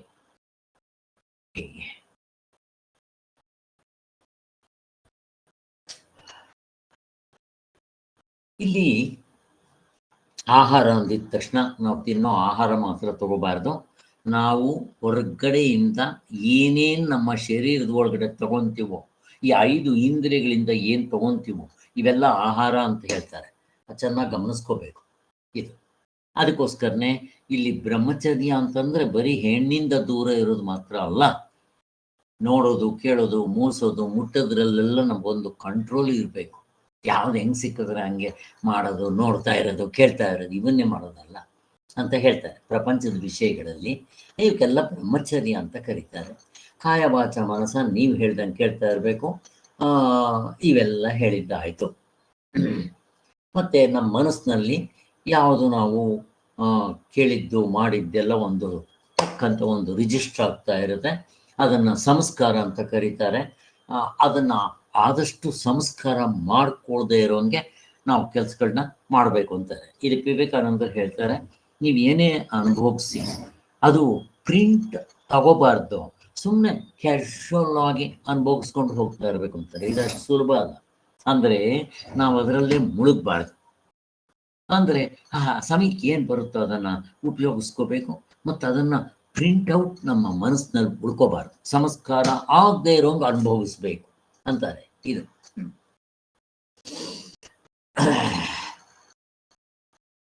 ಅದಕ್ಕೆ ಸ್ವಾಮಿಗಳು ಈ ಸಂಸ್ಕಾರ ಅನ್ನೋದಕ್ಕೊಂದು ದೃಷ್ಟಾಂತ ಕೊಡ್ತಾರೆ. ಯಾರೋ ಒಬ್ಬರು ಪಾಸ್ ಆಗ್ತಾ ಇದ್ರಂತೆ. ಅಲ್ಲಿ ಒಂದು ಕಾಂಪೌಂಡ್, ಪಕ್ಕದ ಕಾಂಪೌಂಡ್ನಲ್ಲಿ ಒಂದು ಸುಂದರವಾಗಿರೋ ಒಂದು ಗುಲಾಬಿ ಗಿಡ ಇತ್ತು. ಆ ಹೂವು ನೋಡ್ತಾ ಇದ್ರು. ಆ ಹೂವು ಎಷ್ಟು ಚೆನ್ನಾಗಿದೆ ಅಂತ ಅಂದ್ಕೊಂಡು ಹೋಗ್ತಾ ಇದ್ರು. ಮೊದಲನೇ ಸರಿ ನೋಡಿದಾಗ ಹೂವು ಎಷ್ಟು ಚೆನ್ನಾಗಿದೆ ಅಂತ. ಮತ್ತೆ ಪ್ರತಿದಿನ ಆ ಕಡೆ ಹೋಗುವಾಗ ಹೂವು ಎಷ್ಟು ಚೆನ್ನಾಗಿದೆ ಅಂತ ಅದನ್ನು ಪ್ರಿಂಟ್ಔಟ್ ಆಗ್ತಾ ಬಂತು. ಬರ್ತಾ ಹೂವು ನನಗೆ ಸಿಕ್ಕಿದ್ರೆ ನನ್ನ ಹತ್ರ ಇದ್ರೆ ಎಷ್ಟು ಚೆನ್ನಾಗಿರುತ್ತೆ ಅಂತ ಅನ್ನಿಸ್ತು. ಮತ್ತೆ ಹಿಂಗೇ ಒಂದು ಸ್ವಲ್ಪ ದಿವಸ ಆದಮೇಲೆ ಆ ಹೂವನ್ನು ಕಿತ್ಕೊಂಡು ಬಿಟ್ರು. ಹಿಂಗಾಗುತ್ತೆ ನೋಡ್ರಿ. ಅದಕ್ಕೋಸ್ಕರನೇ ನಾವು ಸಂಸ್ಕಾರ ಮಾಡ್ಕೊಳ್ಳದೆ ವಸ್ತುಗಳನ್ನ ಅನುಭವಿಸ್ಬೇಕು ಅಂತ ಹೇಳ್ತಾರೆ. ಹೀಗೆ ಇದಕ್ಕೆ ವಿವೇಕಾನಂದರದ ಒಂದು ದೃಷ್ಟಾಂತ ಇದೆ. ಯಾಕೆಂದ್ರೆ ಈ ಸಂದರ್ಭದಲ್ಲಿ ನಾವು ಅದನ್ನು ಹೇಳಿದ್ರೆ ನಮ್ಗೆ ಉಪಯೋಗ ಆಗುತ್ತೆ. ಒಂದು ಸರಿ ಏನಾಯಿತು, ವಿವೇಕಾನಂದರು ಅಮೇರಿಕಾಗೆ ಹೋಗಿ ಒಂದೇ ರಾತ್ರಿಯಲ್ಲಿ ಫೇಮಸ್ ಆಗಿಬಿಡ್ತಾರೆ ಸರ್ವಧರ್ಮ ಸಮ್ಮೇಳನದಲ್ಲಿ. ಆಮೇಲೆ ವಿವೇಕಾನಂದರು ಅಮೇರಿಕಾದಿಂದ ಬಂದಮೇಲೆ ಎಂಥ ವೆಲ್ಕಮ್ ಮಾಡ್ತಾರೆ ಗೊತ್ತಾ. ಮತ್ತು ಎಲ್ಲ ರಾಜರು, ಪ್ರತಿಯೊಂದು ಸ್ಟೇಟ್ನವರು ರಾಜರುಗಳು ವಿವೇಕಾನಂದರನ್ನ ಆಹ್ವಾನ ಮಾಡ್ತಾರೆ. ನೀವು ನಮ್ಮ ರಾಜ್ಯಕ್ಕೆ ಬರಬೇಕು, ನಮ್ಮ ಆಹ್ವಾನವನ್ನು ಸ್ವೀಕಾರ ಮಾಡಬೇಕು ಅಂತ. ಹೀಗೆ ಮೈಸೂರು ಮಹಾರಾಜರು ಕೂಡ ಅವರು ಆಹ್ವಾನಿಸಿದ್ರಂತೆ. ಎಲ್ಲ ರಾಜರುಗಳು, ಅವಾಗೆಲ್ಲ ಬೇಕಾದಷ್ಟು ಜನ ರಾಜರುಗಳಿದ್ದರು, ಅವರೆಲ್ಲ ಆಹ್ವಾನ ಕೊಟ್ಟಿದ್ದರು. ಈ ವಿವೇಕಾನಂದರಿಗೆ ಎಲ್ಲೂ ಹೋದರು ಎಲ್ಲ ಜನಗಳು ಅವ್ರನ್ನ ತುಂಬ ವಿಜೃಂಭಣೆಯಿಂದ ವೈಭವದಿಂದ ಅವ್ರನ್ನ ವೆಲ್ಕಮ್ ಮಾಡ್ಕೊತಾ ಇದ್ರು. ಹೀಗೆಲ್ಲ ಆಗ್ತಾ ಇತ್ತು. ಸೊ ಮೈಸೂರು ಮಹಾರಾಜರ ಹತ್ರ ಬಂದಾಗಲೂ ಕೂಡ ಅವ್ರು ಏನು ಮಾಡಿದ್ರಂತೆ, ತುಂಬ ಗೌರವದಿಂದ ನೋಡಿಕೊಂಡು ಅವ್ರಿಗೊಂದು ಕಾರ್ಗಿರೆಲ್ಲ ಕೊಟ್ಟು, ಒಬ್ಬರ ಸೇವಕರನ್ನ ಕೊಟ್ಟು, ಆವಾಗ ಮೈಸೂರಿನಲ್ಲಿ ಎಕ್ಸಿಬಿಷನ್ಗಳು ನಡೀತಾ ಇತ್ತು. ಅವ್ರೇನು ಮಾಡಿದ್ರಂತೆ, ಒಬ್ಬ ಅಸಿಸ್ಟೆಂಟ್ನ ಕೊಟ್ಟು, ನೋಡು ಸನ್ಯಾಸಿಗಳ ಜೊತೆಲಿ ಹೋಗ್ರಿ, ಅಂದರೆ ವಿವೇಕಾನಂದರು ಸನ್ಯಾಸಿಗಳಾಗಿದ್ದರು, ಅವ್ರ ಜೊತೆನಲ್ಲಿ ಹೋಗ್ರಿ, ಚೆಕ್ ಬುಕ್ ಕೊಟ್ಬಿಟ್ಟು ಅವ್ರಿಗೆ ಏನು ತೊಗೊಂಡ್ರೆ ಅದಕ್ಕೆ ಚೆಕ್ ಬುಕ್ ಹಾಕ್ಬಿಟ್ಟು ಆ ವಸ್ತುಗಳು ತಗೊಳ್ಳಿ ಅವರು ಅಂತ ಹೇಳಿ ಕೊಟ್ಬಿಟ್ಟಿರುತ್ತೆ. ಸರಿ, ಅವ್ರ ಹಿಂದೆ ಹೋಗ್ತಾ ಇದ್ರು. ಸರಿ, ವಿವೇಕಾನಂದರು ಮೊದಲನೇ ಅಂಗಡಿ ಬಂತು, ಒಳಕ್ಕೆ ಹೋಗಿದ್ದು, ಏನು ತುಂಬ ಆಸಕ್ತಿಯಿಂದ ಇಂಟ್ರೆಸ್ಟಿಂದ ನೋಡ್ತಾ ಇದ್ರಂಥವೆಲ್ಲ. ಹಾಗಾಗಿತ್ತಂತೆ. ಹಾಗಿದ್ದ ತಕ್ಷಣ ಅವನು, ಸ್ವಾಮಿ ಚೆಕ್ ಬರಿಲ್ಲ ಅಂತ ಕೇಳಿ, ಏನು ಇಷ್ಟ ಆಯಿತು ಅಂತ. ಇನ್ನೂ ಏನಿಲ್ಲಪ್ಪ ಅಂದರೆ ಕರೆಕ್ಟ್ ಪಕ್ಕದ ಅಂಗಡಿಗೆ ಹೋದ್ರು. ಸೇಮ್ ಎಲ್ಲ ನೋಡಿದ್ರು. ಅವ್ರು ನೋಡ್ತಾ ಇದ್ರು, ಅವ್ರು ನೋಡ್ತಾ ಇದ್ರೆ ಏನು ಕೊಂಡ್ಕೊಂಡ್ಬಿಡ್ತಾರೆ ಅನ್ಕೊಂಡಂಗೆ ಅವ್ರು ನೋಡ್ತಾ ಇದ್ದಾರೆ. ಇವನು ಎಲ್ಲ ಆದ್ಮೇಲೆ ಅವರು ಇನ್ನೇನು ಹೊರಗಡೆ ಹೋಗ್ಬೇಕು, ಸ್ವಾಮಿ ಏನು ಇಷ್ಟಪಟ್ಟರೆ ಚೆಕ್ ಬರಿಲ್ಲ ಅಂತ ಇದ್ನಂತೆ ಅವ್ರ ಅಸಿಸ್ಟೆಂಟು. ರಾಜ ಕಳಿಸ್ದವನು, ಏನು ಬೇಡಪ್ಪ, ನೋಡೋಣ, ಇನ್ನೂ ನೋಡಬೇಕು ಅಂದ್ರೆ. ಅಯ್ಯೋ, ಇನ್ನು ಮುಂದಕ್ಕೆ ನೋಡ್ತಾರೆ ಅಂತ. ಹಿಂಗೆ ಎಲ್ಲ ಅಂಗಡಿಗಳು ಮುಗಿಸ್ಕೊಂಡ್ಬಂದ್ರು, ಎಲ್ಲ ಮುಗಿದ್ರು, ಅವರು ಚೆಕ್ ಬರೀಲ್ಲ ಅಂದ್ರೆ ಬೇಡ ಅಂತ ಇದ್ದಾರೆ. ಅವ್ರು ಕೊನೆಗೆ ಕೇಳ್ತಾರೆ, ಸ್ವಾಮಿ ನಿಮಗೆ ಸಮಾಧಾನ ಆಗಿಲ್ವಾ, ಮತ್ತೊಂದು ಸಾರಿ ಬರ್ತಾರೆ. ಅಯ್ಯೋ ನಡೀರಿ, ಇನ್ನೂ ಒಂದು ಸಾರಿ ಹೋಗೋಣ ಅಂತ ತಿರ್ಗಾ ಹೋದ್ರಂತೆ. ಎಲ್ಲ ನೋಡ್ಕೊಂಡ್ ಬಂದ್ರು, ಯಾವುದೂ ಇಷ್ಟ ಅವ್ರು ತಗೋಬೇಕು ಅಂತ ಏನೂ ಅನ್ಲಿಲ್ಲ. ಹೇಗಿದೆ ನೋಡಿ ವಿವೇಕಾನಂದ, ಅವನಿಗೆ ಅರ್ಥ ಆಗ್ಲಿಲ್ಲ. ಅವನಿಗೆ ಹೇಗೆ ನೋಡ್ತಾ ಇದ್ರು ವಿವೇಕಾನಂದರು. ಒಂದ್ಸಾರಿ ಇವರು ಹಿಮಾಲಯಿಕ ಯೋಗಿ ಅಂತ ಹೇಳ್ತೀವಲ್ಲ, ಅವ್ರ ಹೆಸರೇನು, ಹಿಮಾಲಯಿಕ ಯೋಗಿ ಅಂತ ಒಂದು ಪುಸ್ತಕ ಬರೆದಿದ್ದಾರೆ. ಅವರು ವಿವೇಕಾನಂದರ ಜೋಬಿನಲ್ಲಿ ಒಂದು ವಾಚ್ ಇಟ್ರಂತೆ. ಸ್ವಾಮಿ, ಈ ವಾಚ್ನ ನೀವು ಉಪಯೋಗಿಸ್ಕೋಬೇಕು, ನನಗೆ ಸಂತೋಷ. ಅವರು ಹೇಳಿದ್ರಂತೆ, ಆ ವಾಚನ್ನು ತೆಗೆದು ತಿರ್ಗ ಅವ್ರ ಜೋಬಿಗೆ ಕೊಟ್ಟು, ಅಪ್ಪ ಇದು ನಂದೇ, ನೀವು ಉಪಯೋಗಿಸಿದ್ರು ನನಗೆ ಅಷ್ಟೇ ಆನಂದ ಅಂತ ಹೇಳಿ ಕೊಟ್ಬಿಟ್ರು ಅಂತ ಹೇಳ್ತಾರೆ. ಇಲ್ಲಿ ವಿವೇಕಾನಂದರು ಯಾವ ದೃಷ್ಟಿಯಿಂದ ನೋಡ್ತಾ ಇದ್ರು ಪ್ರಪಂಚವನ್ನ? ಆತ್ಮನ ದೃಷ್ಟಿಯಿಂದ ನೋಡ್ತಾ ಇದ್ರು. ಏನು ನೋಡಿದ್ರು ಕೂಡ ಅಯ್ಯೋ ಎಷ್ಟು ಆತ್ಮ, ಅದರ ಹಿಂದಡಿಕೆ ನೋಡ್ತಾ ಇದ್ರು. ಹೊರಗಡೆ ನೋಡೋದು ಎಷ್ಟು ಚೆನ್ನಾಗಿದೆ, ಬಟ್ ಆ ಒಳಗಡೆ ಎಷ್ಟು ಸಾರಿ ನೋಡಿದ್ರು ಬೇಸರ ಇಲ್ಲ, ಬಟ್ ಯಾವುದು ಬೇಕು ಅಂತ ಅನ್ಸಲ್ಲ. ಇದಪ್ಪ ಅಲ್ಲಿ ನೋಡಬೇಕು, ಖುಷಿ ಪಡಬೇಕು, ಒಂದು ಮನಸ್ಸಿನ ಸಂಸ್ಕಾರ ಮೂಡ್ಕೋಬಾರ್ದು. ಫಸ್ಟ್ ಆಫ್ ಆಲ್ ಸನ್ಯಾಸಿಗೆ ಏನು ಬೇಕು? ಏನೇನೂ ಬೇಡ ಅವರಿಗೆ. ಹಂಗೆ ನೋಡ್ಕೊಂಡು ಹೋದ್ರು ಅಂತಾರಲ್ಲ, ನಾವು ಹೀಗೆ ವಸ್ತುಗಳನ್ನ ಅನುಭವಿಸಿದ್ರೆ ಹೀಗಿರ್ಬೇಕು ಅಂತ ಹೇಳ್ತಾರೆ. ಹೀಗೆ ಅದು ರಿಜಿಸ್ಟರ್ ಆಗಬಾರ್ದು ಅಂತ ಹೇಳಿ. ಯಾವಾಗ ಈ ಸಂಸ್ಕಾರದಿಂದ ಮನಸ್ಸಿಗೆ ಒಂದು ಬಗೆ ಒಲವು ಬಂದ್ಬಿಡುತ್ತೋ, ಅದು ಪ್ರಿಂಟ್ ಆಗ್ಬಿಡುತ್ತೋ, ಆ ವಸ್ತು ನನಗೆ ಬೇಕು ಅಂತ ಅನ್ಸೋಕೆ ಶುರುವಾಗ್ಬಿಡುತ್ತೆ. ಮತ್ತೆ ಏನೇ ಮಾಡಿದ್ರು ಆ ವಸ್ತುನ ತಗೊಳ್ಳೋದಕ್ಕೆ ಪ್ರಯತ್ನ ಮಾಡ್ಬಿಡ್ತೀವಿ. ಆವಾಗ ಮೋಸ, ವಂಚನೆ ಎಲ್ಲ ಸುಳ್ಳು ಶುರುವಾಗ್ಬಿಡುತ್ತೆ. ಹೀಗಾಗಬಾರ್ದು ಅಂತ. ಆದ್ದರಿಂದ ಹೀಗೆ ಅಮಿತವಾದ ಅಯುಕ್ತವಾದ ವಿಷಯಗಳ ಸೇವನೆಯಿಂದ ಅಯುಕ್ತವಾದ ಸಂಸ್ಕಾರಗಳು ಉಂಟಾಗಿ ಅಯುಕ್ತವಾದ ವಿಹಾರಗಳು ಏರ್ಪಡ್ತಾ ಇರುತ್ತೆ. ಎಲ್ಲ ಯುಕ್ತ ಅಲ್ಲ. ಆದರೆ ನಮ್ಮ ಮನಸ್ಸಿನಲ್ಲಿ ವಸ್ತುಗಳೆಲ್ಲ ಬೇಕಾಗಿರೋದು. ಮತ್ತೇನು ಬೇಕು? ಸ್ವಾಮಿಗಳು ಪುಸ್ತಕ ಓದಿದ್ರೆ ಅಯ್ಯೋ ಈ ಪುಸ್ತಕ ಎಷ್ಟು ಚೆನ್ನಾಗಿದೆ, ಅಯ್ಯೋ ಈಗ ಆ ಪುಸ್ತಕ ಓದಿದ್ರೆ ಅದು ಚೆನ್ನಾಗಿದೆ. ಇವುಗಳಲ್ಲಿ ನೀವು ಎಷ್ಟು ಬೇಕಾದರೂ ಸಂಸ್ಕಾರ ಮೂಡಿಸ್ಕೊಳ್ರಿ, ತಪ್ಪಿಲ್ಲ. ಎಷ್ಟು ಓದಿದ್ರು ಆನಂದ. ಈ ಆನಂದ ಇದನ್ನೇನಂತಾರೆ, ಇದು ಆನಂದವೇ, ಅದು ಆನಂದವೇ. ಆದರೆ ಈ ಆನಂದ ಡೈಮಂಡ್ ಆನಂದ, ಅದು ಹಿತ್ತಾಳೆ ಆನಂದ. ಹೆಂಗಿದೆ ನೋಡಿ, ಇದು ಪ್ರಿಂಟ್ ಆಗ್ಬೇಕು ನಿಮ್ಮ ಮನಸ್ಸಿನಲ್ಲಿ, ಇದು ಉಳ್ಕೋಬೇಕು ಮನಸ್ಸಿನಲ್ಲಿ. ಇದನ್ನು ಹೇಳ್ತಾ ಇದ್ದೀವಿ. ಯಾರು ಈ ವಿಷಯಗಳನ್ನೇ ನೋಡಿ ಮನಸ್ಸಿನಲ್ಲಿ ಪ್ರಿಂಟ್ ಮಾಡ್ಕೊಂತಾರೋ ಅವ್ರಿಗೇನಂತಾರೆ, ವಿಷಯಿಗಳು. ವಿಷಯಿಗಳು ಅಂತಾರೆ. ಕಾಟಕೋಪನಿಷತ್ ಮಂಜರಿ ಬರೆದಾಗ ಸ್ವಾಮಿಗಳು ಪ್ರಪಂಚದಲ್ಲಿ 4-5 ಥರ ಜನಗಳಿರ್ತಾರೆ ಅಂತ ಹೇಳಿ ಅದರಲ್ಲಿ ವಿಷಯಿಗಳು, ಪ್ರವಚನ ಕೇಳೋರಲ್ಲಿ ಕೆಲವರು ಪ್ರೊಫೆಷನಲ್ ಲಿಸನರ್ಸ್, ಇನ್ನು ಕೆಲವರು ವಿಷಯಿಗಳು, ಪ್ರಪಂಚದಲ್ಲೇ ಮುಳುಗಿರೋರು, ಹೀಗೆಲ್ಲ ಹೇಳ್ತಾರೆ. ತರಾವರಿ ಜನಗಳನ್ನ ಹೇಳ್ತಾರೆ. ಇಷ್ಟು ಸಾಕು. ಸೊ ಆದ್ದರಿಂದ ಇಲ್ಲಿ ಮುಮುಕ್ಷುಗಳು. ಯಾರು ಮುಮುಕ್ಷುಗಳು? ನನ್ನ ಮೋಕ್ಷವೇ ಬೇಕು ಅಂತ ಹೇಳುವರು, ವಿಷಯಗಳ ಆಸೆ ಇಲ್ಲದೆ ಅವನು ಆತ್ಮನೇ ಬೇಕು ಅಂತ ಹೇಳುವಂಥವನು. ಅವನ್ನ ಯತಿ ಅಂತ ಕರೀತಾರೆ, ಸನ್ಯಾಸಿ ಅಂತ ಕರೀತಾರೆ. ಪರಮಾತ್ಮನ ಚಿಂತೆಯಲ್ಲೇ ಅವನು ಮುಳುಗಿರ್ಬೇಕಾಗುತ್ತೆ. ಎಷ್ಟೋ ಜನ ಈಗ ಸನ್ಯಾಸ ದೀಕ್ಷೆ ತಗೊಂಡ್ಬಿಡ್ತಾರೆ. 3 ಹೊತ್ತು ಆಶ್ರಮ, ಶಿಷ್ಯನ ಬೆಳೆಸ್ಕೊಳ್ಳೋದು, ಅದನ್ನು ಬೆಳೆಸೋದು, ಇದನ್ನು ಬೆಳೆಸೋದು, 100 ಎಕರೆ ಜಮೀನು ತಗೊಂಡು, ಅದು ತಗೊಂಡು, ಇದು ತಗೊಂಡು ಆಶ್ರಮ ಉದ್ಧಾರ ಮಾಡಬೇಕು, ಇದರಲ್ಲೇ ಮುಳುಗ್ಬಿಡ್ತಾರೆ. ಇನ್ನು ಆತ್ಮಚಿಂತನೆ ಯಾವಾಗ ಮಾಡ್ತಾರೆ? ಆತ್ಮನಲ್ಲಿ ಮಾಡೋದಕ್ಕೆ ಸಮಯ ಎಲ್ಲಿ? ದೇವರಿಗೆ ಗೊತ್ತು. ಇದನ್ನ ಸನ್ಯಾಸ ಬಟ್ಟೆ ತಗೊಂಡು ಮಾಡ್ಬೇಕೇನೋ? ಬೇಕಾಗಿಲ್ಲ. ಬೆಳೆ ಬಟ್ಟೆ ತಗೊಂಡು ಮಾಡಕ್ ಬರೋದೇ? ಅದನ್ನೇ ಹೇಳಿದ್ ನಿಮ್ಗೆ, ನರೇಂದ್ರ ಮೋದಿಗೂ ಮತ್ತೆ ಆ ಸನ್ಯಾಸಿಗಳು. ಹೀಗೆ. ಸೊ ಒಂದ್ಸಾರಿ ಏನಾಯ್ತಂದ್ರೆ, ವಿವೇಕಾನಂದರು ಒಂದ್ಸಾರಿ ಹೀಗೆ ಅವರು ಪರಿವ್ರಾಜಕರಾಗಿ ಓಡಾಡ್ತಾ ಇದ್ದಿದ್ದು, ಎಲ್ಲೋ ಕಾಡಿನಲ್ಲಿ ಹೋಗ್ತಾ ಇದ್ರೆ ಅವರು ಸ್ನಾನ ಏನೋ ಮಾಡಬೇಕಾಗಿತ್ತು. ಏನೋ ಕಾಡುಗಳು, ಅಲ್ಲಿ ಬಟ್ಟೆ ಎಲ್ಲ ಬಿಚ್ಚಿ, ಬಟ್ಟೆ ಅಂದರೆ ಏನು, ಕೋಪಿನ ಒಂದೇ ಅವರು, ಏನಿಲ್ಲ ಅಲ್ಲಿ, ಅದನ್ನೆಲ್ಲ ಇಟ್ಟು ಅಲ್ಲಿ ಅವರು ಸ್ನಾನ ಮಾಡ್ತಾ ಇದ್ರು. ಕೋತಿ ಬಂದ ಕೋಪಿನ ತಗೊಂಡು ಹೋಗ್ತಾಯಿದ್ರು. ಕೊನೆಗೆ ಇವ್ರಿಗೆ ಬಟ್ಟೆ ಇಲ್ಲ, ಏನೂ ಇಲ್ಲ, ಇದ್ದಿದ್ದೆ ಕೋಪಿನ. ಕೊನೆಗೆ ಅದನ್ನು ಹೋಗಿದ್ದೆ ಆ ಕೋತಿ ಏನು ಪ್ರಯತ್ನ ಮಾಡಿದ್ರು ಅದು ಕೆಳಗೆ ಹಾಕಲೇ ಇಲ್ಲ. ಮರದಿಂದ ಮರಕ್ಕೆ ಹಾರ್ಕೊಂಡು ಹೋಗೋದು ಏನೋ ಮಾಡ್ತಾ ಇದ್ರು. ಕೊನೆಗೆ ರಾಧೆ ಅಂತ ಪ್ರಾರ್ಥನೆ ಮಾಡ್ತಾರೆ, ಅಮ್ಮ ತಾಯಿ ಇವರು ನಾನು ಬೇರೆ ಹೋಗಿದ್ದೆ, ನಾನು ಸೂಸೈಡ್ ಮಾಡ್ಕೊಂಡ್ಬಿಡ್ತೀನಿ ಅನ್ನೋವರೆಗೂ ಹೋಗ್ಬಿಡ್ತಾರೆ. ಅಷ್ಟರಲ್ಲಿ ಅವ್ರ ಮನಸ್ಸಿನಲ್ಲಿ ಆ ಥರ ಒಂದು ಥಾಟ್ ಬಂತಂತೆ. ನನಗನ್ಸುತ್ತೆ ಅಷ್ಟು ಸೀರಿಯಸ್ನೆಸ್ ಸನ್ಯಾಸಿಗಳಾಗದವ್ರಿಗೆ ಇಷ್ಟು ಬರುತ್ತೆ ಅನ್ಸುತ್ತೆ ನನಗನ್ಸಿದ್ದವ. ಕೊನೆಗೆ ಅವ್ರಿಗೆ ಆ ಥರ ಆಯ್ತಂತೆ. ಇನ್ನೇನು ನನ್ನ ಪ್ರಾಣನ ಕಳ್ಕೋಬೇಕು ಅನ್ನೋ ಥರ ಆ ಥರ ಅಮಾನ ನಿನ್ನ ಯಾಕೆ ಉಳಿದಿರ್ಬೇಕು ಅಂತ ಅಂದ್ಕೊಂಡು ಅಷ್ಟೊತ್ತಿಗೆ ಯಾರೋ ಒಬ್ಬರು ಸ್ವಲ್ಪ ಬಟ್ಟೆನೂ ತೊಗೊಂಬಂದು, ಆಹಾರ ತೊಗೊಂಬಂದು, ಸ್ವಾಮಿ ಇದು ನೀವು ಸ್ವೀಕಾರ ಮಾಡಬೇಕು ಅಂತ ಕೊಟ್ಟೋದ್ರಂತೆ.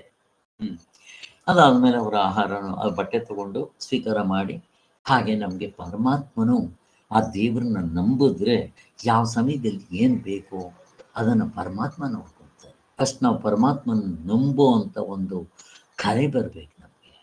ಫಸ್ಟ್ ಆಫ್ ಆಲ್ ನಮ್ಗೆ ನಂಬಿಕೆನೇ ಇರುತ್ತೆ. ಪರಮಾತ್ಮ ಕೈ ಕೊಟ್ಟರೆ ಅಂತಾನೆ ಅಂದ್ಕೊಂಡು ಎಷ್ಟೋ ಜನ ಸನ್ಯಾಸಿಗಳು ನಾನು ನೋಡಿದ್ದೀನಿ, ಬ್ಯಾಂಕ್ನಲ್ಲಿ ಬ್ಯಾಲೆನ್ಸ್ ಇಟ್ಕೊಂಡಿರ್ತಾರೆ. ಅಕಸ್ಮಾತ್ ಪರಮಾತ್ಮನ ಮೇಲೆ ನಂಬಿಕೆ ಎಲ್ಲಿರುತ್ತೆ? ಇವರು ಬ್ರಹ್ಮಚೈತನ್ಯ ಜೋಬ್ನಲ್ಲಿ ದುಡ್ಡು ಇಟ್ಕೊಂಡು ಹೋದ್ರೇನು? ರಮಣ ಮಹರ್ಷಿಗಳು 5 ರೂಪಾಯಿ ಇತ್ತು, ಏನು ಮಾಡಿದ್ರು? ಅವ್ರು ಹೋಗೋ ಅಷ್ಟೊತ್ತಿಗೆ ಎಲ್ಲ ಆ ಕಡೆ ಖರ್ಚು ಮಾಡಿಕೊಂಡು ಕೊಟ್ಕೊಂಡೆಲ್ಲ ಹೋಗೇ ಬಿಟ್ರು, ಮುಗಿದು ಹೋಯ್ತು. ಇನ್ನು ಇವರು ಅದೇನೇ ಆವಾಗ ಸ್ವಾಮಿ ಈಗಿನ ಕಾಲದಲ್ಲಿ ಯಾರು ಮಾಡ್ತಾರೆ ಅಂತಂದರೆ, ಇದು 1920ನೇ ಇಸ್ವಿಲಿ ಆಗಿರೋದು. 20ನೇ ಇಸ್ವಿಲೂ ಅಲ್ಲ, ಅದೇ ಮೋಸ್ಟ್ಲಿ 20ನೇ ಇಸ್ವಿಲಿ ಆಗಿರಬೇಕು, 20-25. ಯಾರು? ರಾಮದಾಸರು, ಕನ್ನಂಗಡ ರಾಮದಾಸರು. ಹೆಂಡತಿ ಬಿಟ್ಟರು, ಮಕ್ಕಳು ಬಿಟ್ಟರು, ಜೋಬ್ನಲ್ಲಿ ಒಂದು ಪೈಸಾ ಇಲ್ಲ, ಹಾಗೆ ಹೋದರು. 2 ವರ್ಷಗಳ ಕಾಲ ಪರಮಾತ್ಮ ಅವ್ರಿಗೆ ಅನ್ನ ಹಾಕಿಲ್ವೇನೋ, ಬಟ್ಟೆ ಕೊಟ್ಟಿಲ್ವೇನೋ, ಹಂಗಿದ್ರು. ಹಾಗೆ ಪರಮಾತ್ಮನ ನಂಬಿದ್ರೆ ಏನು ಬೇಕಾದರೂ ಮಾಡ್ತಾರೆ. ಟ್ರೈನಿಂದ ಎಲ್ಲಿಗೆ ಹೋಗ್ಬೇಕಾದ್ರೂ ದುಡ್ಡಿಲ್ಲ, ಏನಿಲ್ಲ, ಹತ್ಬಿಡೋದು, ಹೋಗ್ತಾರೆ. ಒಂದು ಸಾರಿ ಏನಾಯ್ತು, ಇವರಿಗೆ ಸನ್ಯಾಸಿಗಳು ಆಗಿರ್ತಾರೆ ಆವಾಗಲೇ. ಕೊನೆಗೆ ಒಂದು ಚೀಲ ಅದಷ್ಟೇ, ಚೀಲದಲ್ಲೇನೋ 1-2 ಬಟ್ಟೆ, ಟವಲ್ಲು ಮತ್ತು ಒಂದು ಭಗವದ್ಗೀತೆ, ಒಂದು ಬೈಬಲ್. ಸರಿ, ಹಂಗೆ ಹೋಗ್ತಾ ಇದ್ರು. ಟಿಕೆಟ್ ಇಲ್ಲ, ಮಣ್ಣಿಲ್ಲ, ಹತ್ಬಿಡೋದು ಟ್ರೈನ್ಗೆ. ಎಲ್ಲಿ ಹೋದ್ರೆ ಅಲ್ಲಿ ಹತ್ಬಿಡೋದು. ಹತ್ಬಿಟ್ಟಿದ್ರು, ಹೋಗ್ತಾ ಇತ್ತು. ಮಧ್ಯದಲ್ಲಿ ಟಿಕೆಟ್ ಕಲೆಕ್ಟ್ರ್ ಬಂದ ಇವನ್ನೆಲ್ಲ ಇಳಿಸಿದ್ರು. ಇಳಿಸಿದ್ದೆ ಅಲ್ಲಿ ಅವನು ಟಿಕೆಟ್ ಕಲೆಕ್ಟ್ರು ಎಂಜಾಯ್ ಮಾಡ್ತಾ ಇದ್ದಾನೆ. ಯಾರ್ಯಾರು ಟಿಕೆಟ್ ಇಲ್ಲದೆ ಬಂದಿದ್ರು ಎಲ್ಲ ಸ್ವಲ್ಪ ಸನ್ಯಾಸಿಗಳು, ಅವರು ಇವರು ಎಲ್ಲ, ಏಯ್ ಈ ಕಡೆ ಬಾರ ಅನ್ನೋದು. ಅವನು ಈ ಕಡೆ ಬಂದರೆ ಆ ಕಡೆ ಹೋಗೋ ಅನ್ನೋದು, ಕೂತ್ಕೊಳ್ಳೋ ಅನ್ನೋದು, ಹೇಳೋ ಅಂತ ಅನ್ನೋದು, ಎಲ್ಲಿ ನೀನು ಬ್ಯಾಗ್ ಕೊಡೋ ಅನ್ನೋದು, ಎಲ್ಲ ಉಯ್ಯೋ ಅನ್ನೋದು, ಹಿಂಗೆಲ್ಲ ಮಾಡ್ತಾ ಇದ್ದಂತೆ. ಎಲ್ಲರನ್ನೂ ಹಿಂಗೆ ಅವನು ಎಂಜಾಯ್ ಮಾಡ್ತಾ ಇದ್ದ, ಆಟ ಆಡಿಕೊಂಡು. ಅವನೊಂದು ಎಂಜಾಯ್ಮೆಂಟ್. ಅವ್ರು ಇಂಗ್ಲೀಷ್, ಇವರು ಅವರೆಲ್ಲ ಇದ್ದವನು ಟ್ರೈನು ಟಿಕೆಟ್ ಕಲೆಕ್ಟ್ರು. ಕೊನೆಗೆ ಇವ್ರದ್ದು ಬಂತಂತೆ. ಏನೋ ಹೋಗೋ, ಬಾರೋ, ಕೂತ್ಕೊಳ್ಳೋ, ಹೇಳೋ, ಹಿಂಗೆಲ್ಲ ಮಾಡ್ತಾ ಇದ್ರಂತೆ. ನಿಮ್ಮ ಬ್ಯಾಗ್ನಲ್ಲಿ ಏನಿದೆ ಉಯ್ ಅಂದ್ರಂತೆ. ಎಲ್ಲ ಉಯ್ದ್ರಂತೆ. ಅದ್ರಲ್ಲಿ ನೋಡಿದ್ರೆ ಬೈಬಲ್ ಸಿಕ್ತಂತೆ. ಬೈಬಲ್ ಸಿಕ್ಕಿದ ತಕ್ಷಣ ಅವನು, ಬೈಬಲ್ ಓದ್ತೀಯ ನೀನು, ನಿಂಗೆ ಅರ್ಥ ಆಗುತ್ತಾ? ಯಾಕೆ ಓದ್ಬಾರ್ದು ಅಂದ್ರಂತೆ. ಏನೋ ಕೇಳಿದ್ರು, ಅದಕ್ಕೆ ಸರಿಯಾಗಿ ಉತ್ತರನೂ ಕೊಟ್ಟರು. ತುಂಬ ಖುಷಿ ಆಗುತ್ತೆ. ಸ್ವಾಮಿ ನಾನು ಕ್ಷಮಿಸಿ ಅಂತ ಹೇಳಿ ಅವ್ರನ್ನ ಗೌರವದಿಂದ ನೋಡಿಕೊಂಡು ಅವ್ರನ್ನ ಕರ್ಕೊಂಡೋಗಿ ಊಟ ಗೀಟ ಕೊಟ್ಟು, ನೆಕ್ಸ್ಟ್ ಸ್ಟೇಷನ್ ನೀವೆಲ್ಲ ಹೋಗ್ಬೇಕು ಅಲ್ಲಿ ಹೋಗಿ ದುಡ್ಡು ಕೊಡಬೇಡಿ ಅಂತ ಅವನೇ ದುಡ್ಡು ಕೊಟ್ಟು ಕಳ್ಸೋದು. ಹೇಗೆ ನೋಡ್ರಿ ಸ್ವಾಮಿ, ಭಗವಂತನ ಮೊರೆ ಹಾಗೆ ಮಾಡಿಕೊಂಡು ಹೋದರೆ ಆ ಭಗವಂತ ಕಾಪಾಡ್ತಾನೆ. ನಮ್ಗೆ ಅದ್ರ ಮೇಲೆ ನಂಬಿಕೆ ಇದೇ ಇರೋದು. ಅದನ್ನು ಹೇಳ್ತಾ ಇದ್ದಾರೆ.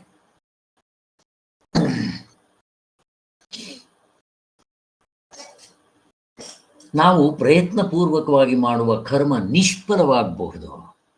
ಆದರೆ ಅನಿರೀಕ್ಷಿತವಾಗಿ ದೇವರು ನಂಬಿಕೊಂಡು ಬೇಗ ಭಗವಂತ ನಿನ್ನ ಇಚ್ಛೆ ಕರ್ಮ ಕೊಟ್ಟರೆ ಕೊಡು, ಬಿಟ್ಟರೆ ಬಿಡು, ಹಾಗೆ ಮಾಡಿದಾಗ ಅದು ಬಂದು ನಮ್ಮ ಕಾಲಕ್ಕೆ ಬೀಳುತ್ತೆ.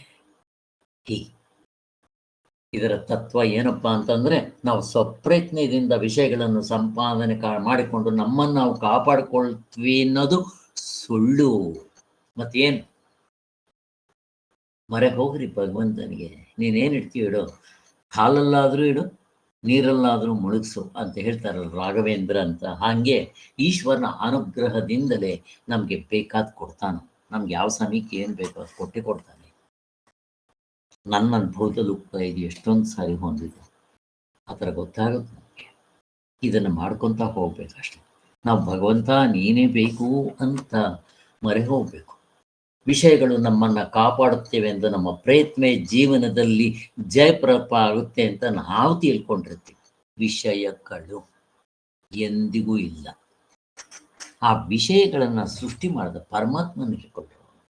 ಯಾರು ಇದಕ್ಕೆಲ್ಲ ಯಜಮಾನ? ಅವನ್ನ ಹಿಡ್ಕೊಂಡ್ರು. ನಾವೇನು ಮಾಡ್ತೀವಿ ಅಂತಂದರೆ, ಆ ನಾಯಿನೇ ಸಂದಾಶಿ ಮಾಡೋಕ್ಕೆ ಪ್ರಯತ್ನ ಮಾಡ್ತೀವಿ. ಅದಕ್ಕೆ ಬ್ರೆಡ್ ಹಾಕ್ತೀವಿ, ಎಲ್ಲ ಹಾಕ್ತೀವಿ. ಅದು ಸುಮ್ಮನೆ ಆಗುತ್ತೇನೋ? ಬೊಗಳ್ತಾ ಇದ್ರೆ ನಾಯಿಗೆ ಅದು ಬ್ರೆಡ್ ಹಾಕಿದ್ರೆ ತಿನ್ನೋವರೆಗೂ ತಿನ್ನುತ್ತೆ, ಮತ್ತೆ ಬಬ್ ಅನ್ನುತ್ತೆ. ಏನು ಮಾಡ್ಬೇಕು? ಇದಕ್ಕೆ ಪ್ರಶ್ನೆ ಕೇಳ್ತಾ ಇದ್ದೀನಿ. ಏನು ಮಾಡ್ತೀವಿ? ಓನರ್ ಕೂಗ್ಬೇಕು. ಯಜಮಾನ್ರೇ ಅಂತನ್ರಿ. ಆ ಯಜಮಾನ್ರು ಒಂದು ಮಾತಲ್ಲಿ ಏಯ್ ಸುಮಾರಾವ್ ಅಂದರೆ ಸಾಕು. ಆಗ ಸುಮ್ಮನೆ ಬಾಲ ಅಲ್ಲಾಡ್ಸಕ್ಕೆ ಶುರು ಮಾಡುತ್ತೆ. ನಿಮಗೆ ಹೆಂಗಿದೆ ನೋಡಿ. ಹಾಗೆ ಇಲ್ಲಿ ನಮ್ಮ ಬೀದಿ ನಾಯಿ ಇದೆ, ರಾಣಿ ಅಂತ ಹೆಸರು ಅದಕ್ಕೆ. ಅಕ್ಕಪಕ್ಕದಲ್ಲೋ ಅಲ್ಲೋ ಇಲ್ಲ ಯಾರಾದರೂ ಹೊಸಬರು ಈ ಡೆಲಿವರಿ ಬಾಯ್ಸ್ ಅವರು ಏನಾದರೂ ಕೊಡೋಕ್ಕೆ ಬಂದರೆ ಬೊಗಳ್ತಾ ಇರ್ತಾರೆ. ನಾನು ಏ ರಾಣಿ ಅಂದರೆ ಸಾಕು, ಅದು ನಾಚ್ಕೊಂಡು ಬಾಲ ಅಲ್ಲಾಡಿಸ್ತಾ ಇರುತ್ತೆ. ಸುಮ್ಮನೆ ಆಗ್ಬಿಡುತ್ತೆ. ಅದು ಹೇಗಿದೆ ನೋಡ್ರಿ. ಹಿಡ್ಕೋಬೇಕು ನಮ್ಮ ಅಪ್ಪನ್ನ. ಅವನಿಗೆ ಏನು ಬೇಕಾದರೂ ಕೊಡ್ತಾನೆ ನಮಗೆ. ಇದು ನಾವು ಸುಮ್ಮನೆ ವಿಷಯಗಳನ್ನ ಇಟ್ಕೊಳ್ಳೋದು, ಹಣ ನಂಬ್ಕೊಳ್ಳೋದು, ಇವು ಮಾಡ್ತೀವಿ. ನಂಬ್ಕೋಬಾರ್ದು ಅಂತಿಲ್ಲ, ಮಾಡ್ರಿ. ಬಟ್ ನಾವು ಇದು ಮುಖ್ಯವಾಗಿ ಇಟ್ಕೋಬೇಕು. ಇದು ಆದ್ದರಿಂದ ಇಷ್ಟಾರ್ಥಗಳನ್ನು ನೆರವೇರಿಸುವ ಪರಮೇಶ್ವರನ ಪರಮಾತ್ಮನ ಎಲ್ಲಿದ್ದಾನೆ? ವೈಕುಂಠ ಕೆಲಸದಲ್ಲಿದ್ದಾನೆ, ನಮ್ಮ ಹೃದಯದಲ್ಲೇ ಇದ್ದಾನೆ. ಅದು ನೋಡ್ಕೊಳ್ಳೋ ಕರೆ ಬರಬೇಕು ಅಷ್ಟೇ. ನಮ್ಗೆ ಅದರ ಮೇಲೆ ನಂಬಿಕೆ ಬರಬೇಕು, ಶ್ರದ್ಧೆ ಬರಬೇಕು, ಭಕ್ತಿ ಬರಬೇಕು. ಈಗಂತೂ ನಮ್ಗೆ ಅದರ ಪ್ರಶ್ನೆನೇ ಇಲ್ಲ. ಅಪರೋಕ್ಷ ಜ್ಞಾನ ಆಗಿದೆ. ಎಲ್ಲ ಹೊರಗಡೆ ಇದ್ದಾನೇನೋ? ಏನಿಲ್ಲ, ಈಗಲೂ ಇದ್ದೀವಿ ನಾವು. ಅಲ್ಲ ಅವನಲ್ಲೇ. ಕನಸ್ಕೋಗ್ಲಿ ಅವನೇ, ನಿದ್ದೆಗೆ ಹೋಗ್ಲಿ ಅವನೇ. ಇವೆಲ್ಲ ನಮಗೆ ಸ್ಪಷ್ಟವಾಗಿ ಅರ್ಥ ಆಗಿದೆ. ಇಷ್ಟು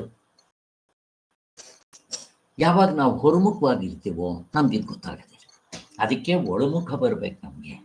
ಅಂತರ್ಮುಖರಾಗಬೇಕು ಅನ್ನೋದು.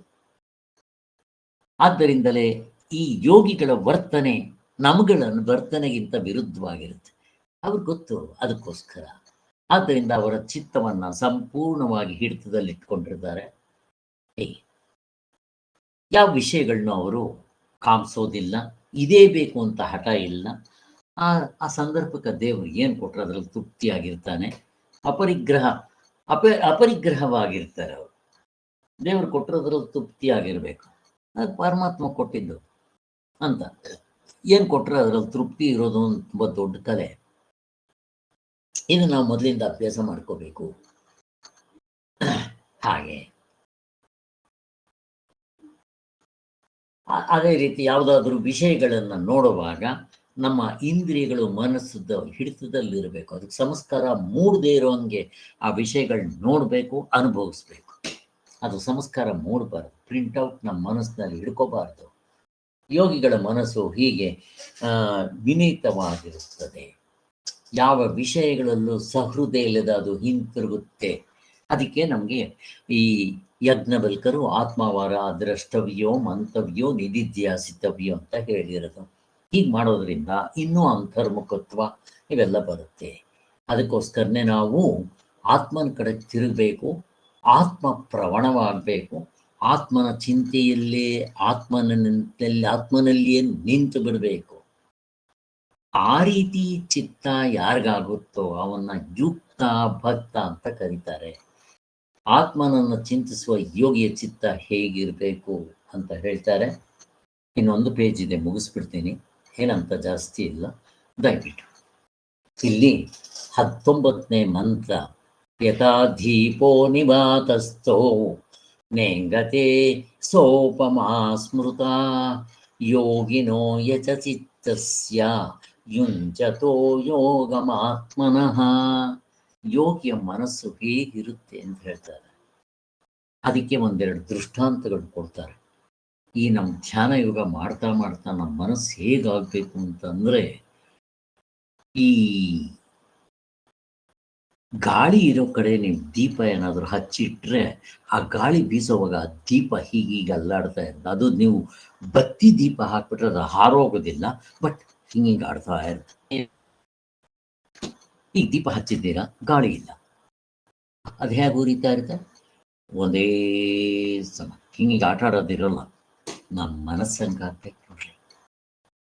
ಇದು ಧ್ಯಾನ ಯೋಗ ಮಾಡೋದ್ರಿಂದ ಮನಸ್ಸು ಒಂದೇ ಸ್ಥಿರವಾಗಿ ಏಕಾಗ್ರವಾಗಿ ಆ ಥರ ಮನಸ್ಸು ಬರಬೇಕು, ಇದಾಗಬೇಕು ಅಂತ ಹೇಳ್ತಾರೆ. ಇದಕ್ಕೆ ಇನ್ನೂ ಒಂದು ದೃಷ್ಟಾಂತ ಕೊಡ್ತಾರೆ. ಬಕಪಕ್ಷಿ ನದಿನಲ್ಲಿರುತ್ತಲ್ಲ, ಒಂದೇ ಕಾಲ ಮೇಲೆ ನಿಂತಿರುತ್ತೆ. ಅದು ನೋಡಿದ್ರೆ ಧ್ಯಾನ ಮಾಡ್ತಾ ಇದ್ದಂಗಿರುತ್ತೆ. ಆ ಕಡೆ ಈ ಕಡೆ ಅಲ್ಲಾಡೋದಿಲ್ಲ.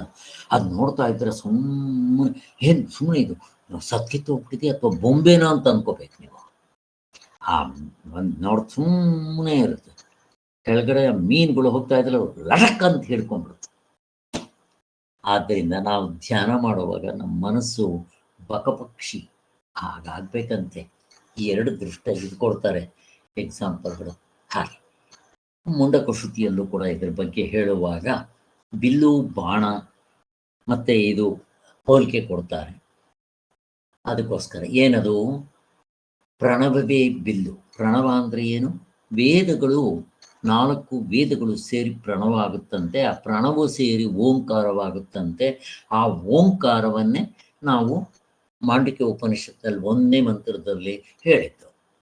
ಇಲ್ಲಿ ಬ್ರಹ್ಮ ಗುರಿ, ಅದನ್ನ ವಸ್ತು ಅಲ್ವಾ ಗುರಿ. ಓಂಕಾರ ಬಾಣ, ಇದು ಬಿಲ್ಲು.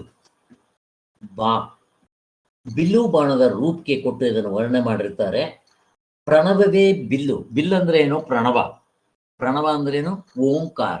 ಅಕಾರ ಉಕಾರ ಮಕಾರ ಸೇರಿರುತ್ತಲ್ಲ ಅದು. ಆತ್ಮನೇ ಬಾಣ. ಆತ್ಮ ಏನು? ಬಾಣ, ಆತ್ಮ. ಬ್ರಹ್ಮ ಏನು? ಗುರಿ. ಗುರಿ ಮಾಡಿಕೊಂಡು ಆ ಉಪಾಸನೆಯಿಂದ ಚಿತ್ತವನ್ನ ಮುಟ್ಟಿಸ್ಬೇಕು ಅಂತ. ಇದು ಉಪಾಸನೆಗೆ ಸಂಬಂಧಪಟ್ಟಿರೋದು. ಹೀಗೆ ಮೊದಲು ಆ ಉಪಾಸನೆ ಮಾಡೋರು ಈ ಕತೆ ಹೇಳ್ತಾರೆ. ಆದ್ದರಿಂದ ಇಲ್ಲಿ ಚಿತ್ತದ ಚಾಪಲ್ಯಕ್ಕೆ ಯೋಗಿಗಳ ವಿಕ್ಷೇಪ ಅನ್ನೋ ಹೆಸರು ಇಟ್ಕೊಂಡಿರ್ತಾರೆ. ಆತ್ಮಚಿಂತನೆಯಲ್ಲಿ ಆದವನಿಗೆ ವಿಷಯ ಚಿಂತನೆ ವಿಕ್ಷೇಪೆ ಅದೇ ಅಡ್ಡಿ. ಆದರೆ ಯಾರು ಈ ಧ್ಯಾನ ಯೋಗವನ್ನು ಮಾಡ್ತಾನೋ ಅವನಿಗೆ ಈ ವಿಕ್ಷೇಪ ಇರಲ್ಲ, ಸಂಕಲ್ಪ ವಿಕಲ್ಪಗಳು ಹೋಗ್ಬಿಡುತ್ತೆ, ಅದು ಬೇರೆ. ವಿಕ್ಷೇಪ ಅಂತಂದ್ರೆ ಅಲ್ಲಿ ಈ ಪಾತಂಜಲದಲ್ಲಿ 5 ವಿಕ್ಷೇಪಗಳನ್ನ ಹೇಳ್ತಾರೆ, ಅವು ಯಾವುದೂ ಇರೋದಿಲ್ಲ, ಅವನಿಗೆ.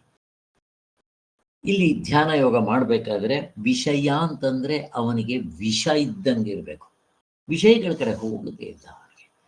ಅದಕ್ಕೆ ನಾವು ಒಂದು 3 ಗಂಟೆ ಪುಸ್ತಕ ಓದ್ಲಿ, ನನ್ನ ಮನಸ್ಸು ಆ ಕಡೆ ಹೋದೆ ಈ ಕಡೆನೇ ಇರಬೇಕು, ಇದನ್ನೇ ಹೇಳ್ತಾರೆ.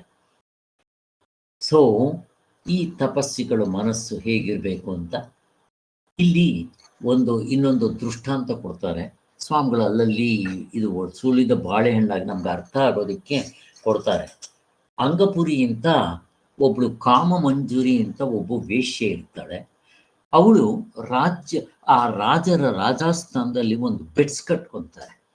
ಆ ಊರಿನ ಆಚೆ ಒಬ್ಬ ಸನ್ಯಾಸಿ 3 ಹೊತ್ತು ದೇವರ ಚಿಂತನೆ ಮಾಡ್ತಾ ಇರ್ತಾನೆ. ಆ ಸನ್ಯಾಸಿ ಮನಸ್ಸು ಬದಲಾವಣೆ ಮಾಡೋದಕ್ಕೆ ಯಾರ ಕೈನೂ ಸಾಧ್ಯ ಇಲ್ಲ ಅಂತ ಆ ರಾಜನ ಇದರಲ್ಲಿ ಚರ್ಚೆ ನಡೀತಾ ಇರುತ್ತೆ. ಆಗ ಇವಳು ಒಬ್ಳು ವೇಶ್ಯೆ ಕಾಮ ಮಂಜರಿ ಅಂತ ಅವಳು ಹೇಳ್ತಾಳಂತೆ, ನಾನು ಅವನ್ನ ಗೆದ್ಕೊಂಬಂದ್ಬಿಡ್ತೀನಿ ನೋಡ್ರಿ, ಅವನ್ನ ನಿಮ್ಮ ಅರಮನೆಗೆ ನಾಯಿ ಕುನಿತರ ನಾನು ಹಿಂದೆ ಬರ್ಬೇಕಾಗಿ ಮಾಡ್ಬಿಡ್ತೀನಿ ಅಂತ ಹೇಳ್ತಾಳು. ಅವಳು ನಿನ್ನ ಕೈನಲ್ಲಿ ಆಗಲ್ಲ ಅಂತ ಹೇಳ್ತಾರೆ. ಸರಿ ಅಂತ ಇವಳು ಹೋಗಿ ನಾನು ಪ್ರಯತ್ನ ಮಾಡ್ತೇನೆ ಅಂತ ಹೇಳಿ ಇವಳು ಅಲ್ಲಿ ಹೋಗಿದ್ದೆ. ಆ ಋಷಿಗೆ ನಂಬಿಕೆ ಬರೋ ಹಾಗೆ ಅವಳು ಅಲ್ಲಿ ಅವನಿಗೆ ಸಹಾಯ ಮಾಡೋದು, ನೀರು ತಂದು ಕೊಡೋದು, ಆಶ್ರಮ ಗುಡಿಸೋದು, ಇವೆಲ್ಲ ಮಾಡ್ತಾ ಮೆಲ್ಲಗೆ ಅವನ ಮನಸ್ಸನ್ನು ಗೆದ್ಬಿಡ್ತಾಳೆ.